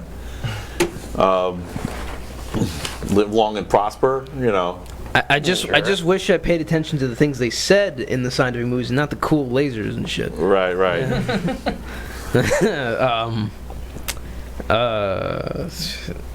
Well, if you think of one, shout it out later, okay? Sure. We'll come back to it. So, what do you guys think of? Who here knows what the Genome Project is? I'm Yeah. sorry, the what? The Biogenome Project. Okay. Does anybody know what the Biogenome Project is? I knew you know, but Yeah. That seems like a bunch of words and then project at the end. But, so it's the biosphere. okay. And I'll actually read you. I copy and pasted their mission statement. Oh, cool. All right. Create a foundation for biology to drive solutions for preserving biodiversity and sustaining human societies. Okay. Sounds like it could be any bullshit, right? Okay. Is that Okay. taking samples of many living creatures and Not just many living creatures. all living creatures? All living creatures. Every Yeah. living creature. It is the modern Noah project. Kind of like the seed bank, Yeah. Yeah. as it is for But we plants. have to establish the presupposition of what exactly is the value of what is the the biodiversity there, right? Right. So what is it? What is the value of it? Well, you could argue that the value is nothing if they're all dead. And what I mean by that, I don't just mean obviously, yeah, right, yay, murder! But no, what I mean by that is that if they're not integrated into a system with each other, the data from the sum is greater than the parts. And Yeah. they're talking about cataloging the parts. So without a working system, it may not be so valuable. Just like if somebody was trying to jumpstart a dinosaur biosphere, it might go terribly wrong. We don't have any movies about that, Right? There might be things that might be completely out of balance. I mean, they've done biospheres before, right? They've done. They had an experiment, a terrestrial experiment, where they tried to replicate the ecosystem of the Earth and everything died. Like a few months in, they had to cancel it because everyone was starving. You know, Wasn't Pauly Shore in that? Biodome. it was a real experiment too, man. Wait, really? Wait, really? Yeah, there was a real. And they used They were actual- trying to figure out how Mars terraform, how Mars colonies would work at first. Oh, and it was actual people. There was this was the Pauly Shore movie was based on a real experiment. There were Jeez. several of them actually. And they all failed. As far as I know, they failed. Actually, that might be something for Steve. Sorry to bug you, Steve. We're trying to figure out how many biodome projects there were and if they all failed. I think they all failed. Mine Yeah. wouldn't. We haven't gotten the secret formula to a sustainable This sustainable little ecosystem there. ecosystem. Yeah. Right. So Which is one of the reasons that people are alarmed about climate change, and it's a completely justified one. You know, Yeah. because if Yeah. we never know what the full consequences of losing any particular species. What? Are you talking about within biosphere too? Well, I'm talking about has there been a successful If there's biosphere a 2, then experiment? there was a 1. So one you know, at obviously least failed. One failed. Yeah, we have at least one failure. I was right once. Yeah. Whoops. Yeah. I mean, unless it was like a football taunt at the end of the quarter. You know, "Hey, yeah, we're winning. You know, I don't think so. Though. I mean, it seems like the problem right off the bat with, I guess, any biosphere experiment is that like you're trying to skip the initial steps of forming. Well, not necessarily evolution, but form. All seven bio projects of the biosphere were failures. There we go. 7 of them. Oh my God. Biosphere 2 is considered a successful failure. Okay. They learned a lot from that failure, I guess. That's what they're going by. That's great. They're sticking to their guns. Okay. All right. Well, so Matt Damon would actually die on Mars. No, was it Matt Damon? No. yeah, the Martian. Yeah, Matt Damon. Yeah, okay, yeah. Sorry, I hope I just ruined that movie too. We ruined movies. All right, so So yeah, 2 months, way past 2 months. yeah. But yeah, it seems like you're trying to skip to the last step in the actual creation of celestial bodies, essentially. Of universal, of the things in the universe. Like, you know, it seems like you got if you can isolate the thing that matters the most and then kind of copy the rest, then maybe it can work. Right. Yeah. Like, what's the most important thing in this Well, whole? the sun, clearly. Wait, yeah. Yeah. I mean, what's the most important thing? It's not the sun. Oh, yeah, it was the sun. Yeah, you have about enough time to say oops. It's really cold. Turn it back on. I'm starting to regret my previous statement. Welcome to the Technocrat Live. Laugh with me. Yeah. But no, yeah. What's the? The sun. I think I need to drink more. So yeah, let's make a sun. Yeah. And then your biosphere will definitely not fail this time. So I did some interesting math on this. Oh boy. This is kind of On the biosphere. Biogenome project? The Biogenome Project. Okay. So The let's the assume Matt Damon Biogenome project? Let's assume that using stem cell. What was the name of that stem cell technology you were talking The about? iPSC derived cells, the induced pluripotent stem cells. iPSC. Yeah, That's going on those. my list. Yeah. iPSC stem cells. Okay. So let's say you're using iPSC stem cells and CRISPR, and you essentially can recreate any fungus, animal, and plant. With we get to a point where technology gets to that point. Yeah. Which is coming, I think. Yeah. Okay. Yeah, that's the premise. Yeah. So you have the complete DNA of every plant, of every animal, and every fungus on the planet. Right. So knowing what I know about the IT part of genetics, so it actually figured out. Hold on, I got this. I have the math written down here. This is kind of cool. Okay. So I think I worked out to 20,000 pounds of hard drives. Wow. At when the completion of the Biogenome Project, when it's complete, if you had one copy of each DNA, which is probably not enough, right? Because you need more genetic diversity than that. Yeah, it's more than that. I mean, what they're trying to do with this project is not just sequence the DNA of every organism that is out there. It's also sequencing as many members of that species. The reason being that we all have different DNA, and so let's just say some new disease comes in here, and one of you guys is the lucky one who has the right genetic variants that keeps you alive, and the rest of us are dead. No. This is absolutely an awesome project. Yeah, I'm not trashing it at all. Oh, okay. Okay, so so keep going where you're going. Yeah. So Yeah. the way I can figure it takes about 20,000 pounds of hard drives when this is completed, based on hard drive shrinkage, growth, storage growth. You wouldn't use SSDs? Using SSDs, using the biggest SSDs you can get. It'd be some obscene pile of SSDs. Yeah. But 20,000 pounds is a real number. Like that's like something that's we can do. Achievable. We can send 20,000 pounds into space. So theoretically, someone could take the entire biogenome project, put it on a set of hard drives, put them in a rocket, and fly away with Earth. Yeah. And essentially do a NOAA to another planet.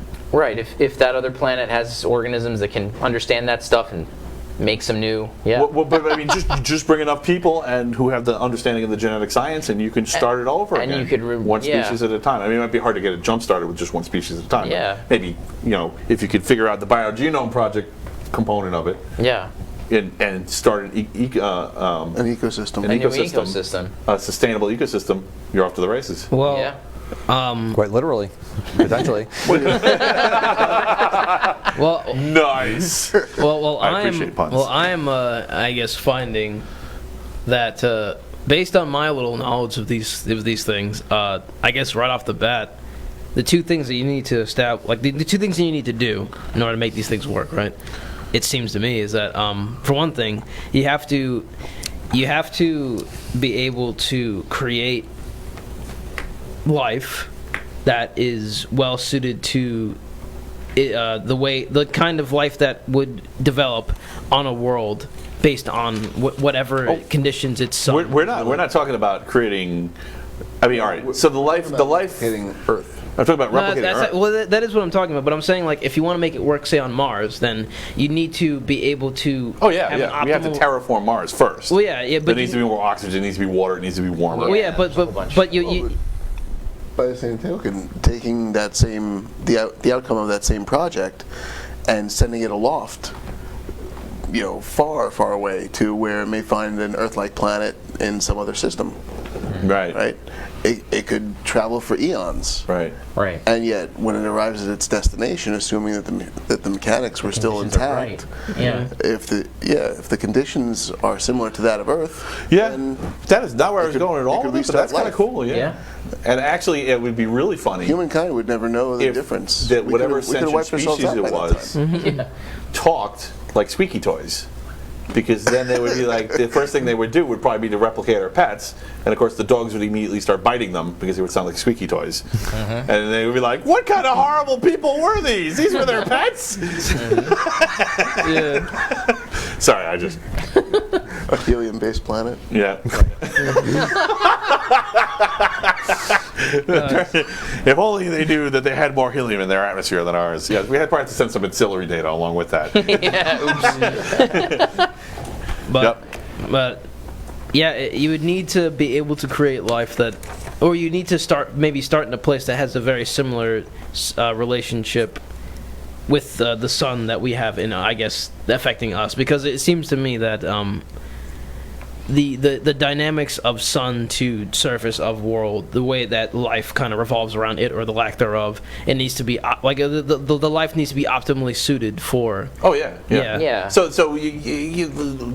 there's two strains of thought. We talked about this a little bit on your show. Yeah. One is that life is the peak point on the bell curve, and really most life is just going to be a very small circle on a bell curve of possible living conditions on different planets. Right. And that we're just luckily inside that zone. Right. The other one is that it's a much bigger zone, and that life actually uses different elements and it has different temperature ranges and may not even be recognizable to us. It may be gaseous. Right. We have no point of reference. Essentially, it's a sentient fart. Like a la Rick and Morty. Right. So we don't know. I mean, it could be sentience in plasma inside of suns for all we know. Yeah. We'd have no way to measure it. So if there's one where the curve is broad and there's one where the curve narrow. point is a very tiny point on the curve. Right. Possible planets. So I don't know. Who knows? We don't know the answer. Yeah, to that. and also it seems to me that you also would probably need to do these experiments with like billions of people. Right. in order for it to even somewhat. Who's saying about people? We try to do people too. I think that's what the idea of the experiment is. That is exactly the idea, is to get as many... Take all the variants of human beings, you know, all the various. Wait, but I guess I was going to ask a question, but didn't these experiments have like, what was the sample size of humans for these experiments though? Well, it's something 7 ongoing. million? The idea would be to sequence every organism that's alive on Earth so that you have the full scale of what biodiversity is on this planet. In other words, we can't figure biodome out. We're just going to do everything. Wait, Yeah. but these experiments failed. Maybe No, I'm the biospheres failed. Oh. Biogenome Project is a different thing. Yeah, the biospheres were an attempt to take different elements from our ecological the biosphere system was basically and put them in a tent. Right. And not let A anything get around. self-contained little ecosystem. And can you have the right plant, the right mixture of plants, insects, Bacteria, animals, etc. To Exactly. create a self-sustaining thing. But that's separate from this, where Oh, okay. the Biogenome Project is an attempt to sequence as many. Yeah, organisms I made it. It's my fault. I took the Biogenome Project and went someplace completely different than what people are actually doing with Yes. it. And said, "Why don't we launch it into But it's space?" fine because it was awesome. Thanks. Yeah, I'm sorry. I didn't mean to make it hyperbole. But yeah, so the Biogenome Project is just trying to, in case, I think its primary purpose, searchability probably is the main purpose. Searchability is definitely the main. That's what I was trying to And then get the at se- with my disease example. And the Yeah. secondary purpose would be an insurance policy in case there's any more extinction events. Right, which there certainly will be. Yes. So that at least we haven't, like, oh crap, the cure for cancer was in that rhinoceros we just killed off. Right. Damn it. Exactly. Nope, we have the genes. Maybe we can bring them back. Yeah. Yep. Exactly. Click restore. Right click restore. There you go. Restore. Stop that! All right, so there's a few more questions. We've actually run out the clock because of these great conversations. Cool. So I'm going to have to skip a couple questions, but I got a tough one for you, and then I got an easy one, and then we're probably going to wrap it up. So the tough one is the journalist one. So everyone I've had on the show, we've had, what is this? What show is this? I don't even know what show. We are 27. 27? Right, we have 27 shows, and I haven't gotten one dissent on the idea that we really need to have some kind of journalistic retraction requirements. The web pages have murdered journalism, and the ability to change the web page on the fly, which most of the journalistic outlets do, without issuing a visible retraction, is hurting us. It's hurting democracy. It's hurting humanity. It's hurting civics. So, what do we do? Nobody said what we should do. So for me, it seems obvious we want some kind of full log Yeah. of what was said and then what it was changed to later. So it's just a question of how do we make that log come about? Like the Wayback Machine? Do we do it with? Well, no. Like you go to a page and there would be some way for you to determine whether there was any redactions on that page. Yeah. So Or retractions. So- like this was wrong, now it's this, or it used to be this before, and now it's something else. Right. Like you don't necessarily have to change the web page, but you have to say yes, this has been revised somewhere. yeah. So- for journalistic sources to be considered a journalistic source. Yeah, but the organization that's hosting I have a dissent. Okay, go ahead. the organization that's hosting this very web page is the same organization that published it in the first place. Let's say it's so. new- If they made a mistake, it's There not should in be a their, record of it's that not in their best interest to advise everybody we made a Right, mistake. right, okay, so and you we do called- agree, And we you do called agree. out this guy instead of that guy. Right. Yeah. Well, this is the problem: or- is that all these organizations have a vested interest in not being as honest as possible. Right. They're not posting their retractions, or they're posting their retractions somewhere else where you can't see it. And the problem 2 is weeks later. the retractions are not anywhere near as viral as the original story. Of course. Yeah. And this is a Everything's huge sensationalized. problem. I mean, this is a democracy killer, I think. It is. So what do we do? So the two options that I can see, and then maybe other options too that I'm not including in this. Like the one is a retraction like we won the law election? requiring some kind of retraction scheme, right, where you can know where to go to get retractions, or break media up until and just keep breaking it up until it naturally occurs through a market pressure. So until the dominant journalistic outlets start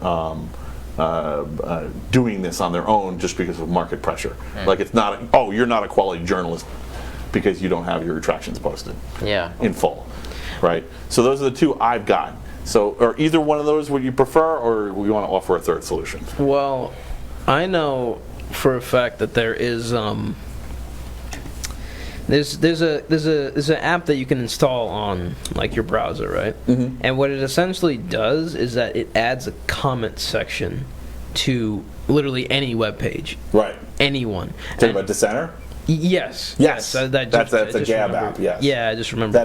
That is a Web 2.5 app, as far as I'm concerned, and it is the key to getting out of our Web 2.0 walled garden, which is preventing us from getting to, accessing or manipulating or viewing our own metadata, which is what retractions are. They're metadata. Yeah. Mm-hmm. So I mean, controversy aside for Gab and those other kind of just ignore it. Forget it. It's not even worth talking about. Yeah, but I think that's a good step, because what you'll find is that a lot of like YouTube Rewind, I know, like for the past times that they've done it, haven't necessarily have the best run.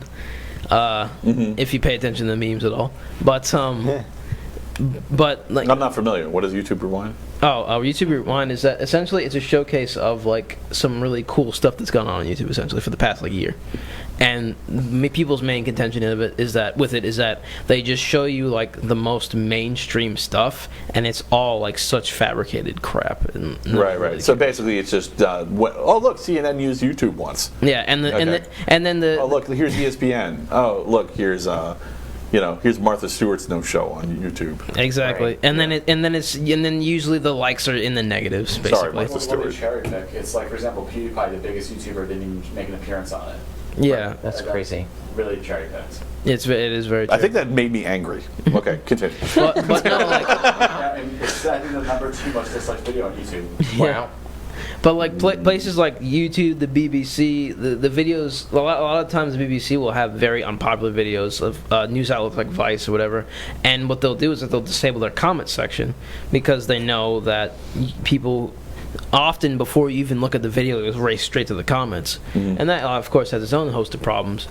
But what that app lets you do is it creates one, as opposed to just like letting it so that you Oh, Dissenter, you mean? Yeah, exactly. Yeah, so I actually, from the very beginning, when I first created the Technocrat Live website, one of the first things I did is put a Dissenter comment on it. So please feel free to go up there and put a Dissenter comments up on the Technocrat Live. Yeah. So yeah, there's already comments there. You'll know if you're in the right place, because your little icon will light up. So yeah, I'm a big fan. It's a Web 2.5 technology. There are others, by the way. If anybody gives you a hard time and says, oh, Gab, blah, blah, blah, blah, blah, blah, blah, blah, there are other 2.5 technologies, like you can go on Amazon and have a little thing that pops up and says, oh, by the way, there's a cheaper price for this on eBay. So that's another example of like 2.5 technology. You just peeked over Amazon's walled garden and went, now you're ripping me off. That's my data. I mean, the only reason why technology like this exists, for all the people who are criticizing it too unfairly, I'd say, is that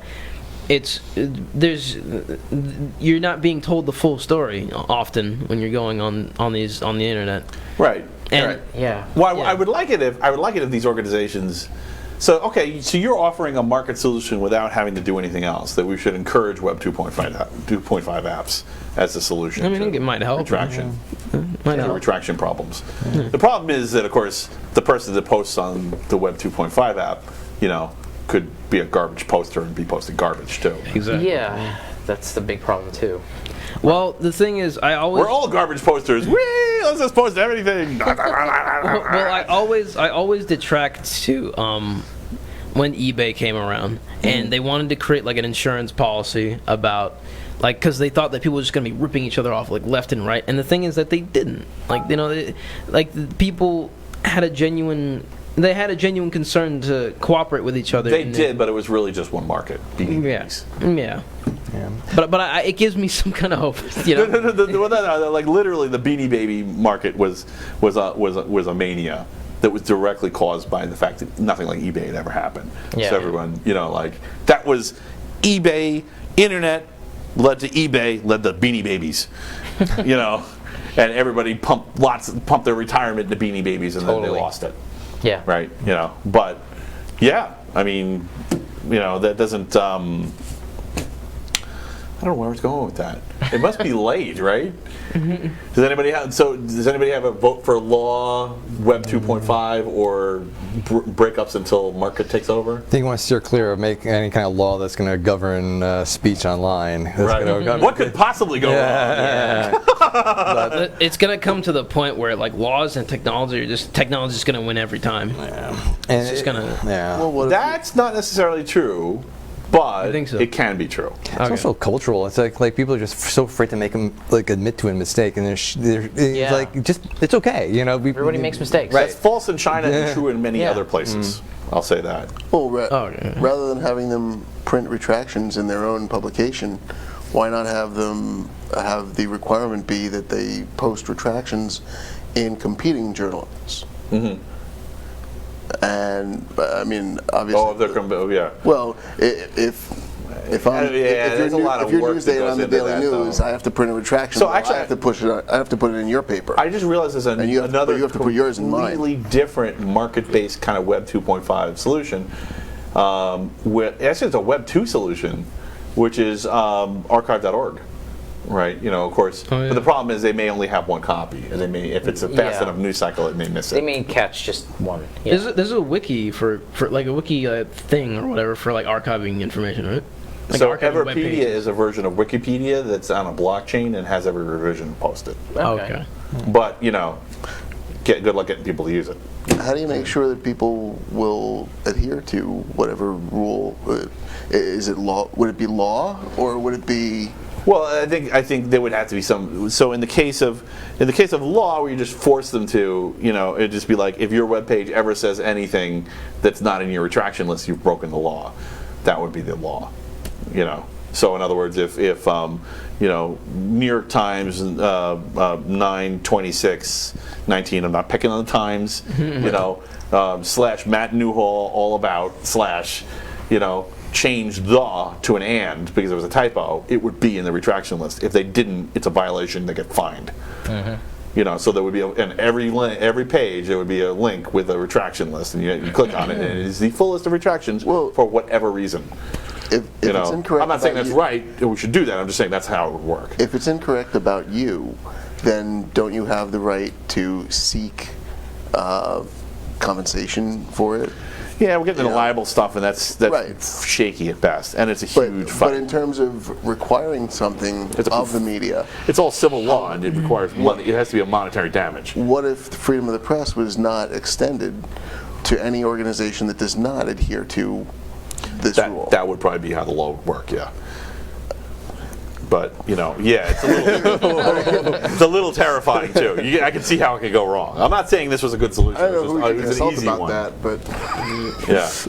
yeah. I mean, what about my own web pages? What if there's typos? I'm actually really Well- some of my web pages I'm really meticulous about. Some of them I'm like whatever. Well, I get, if you I had get into trouble because if you had to post a retraction, post it on a friend's site. right. Someone with roughly equivalent numbers of. Well, this is something that's email solvable with any kind of peer-to-peer system that has some kind of this Self-governance.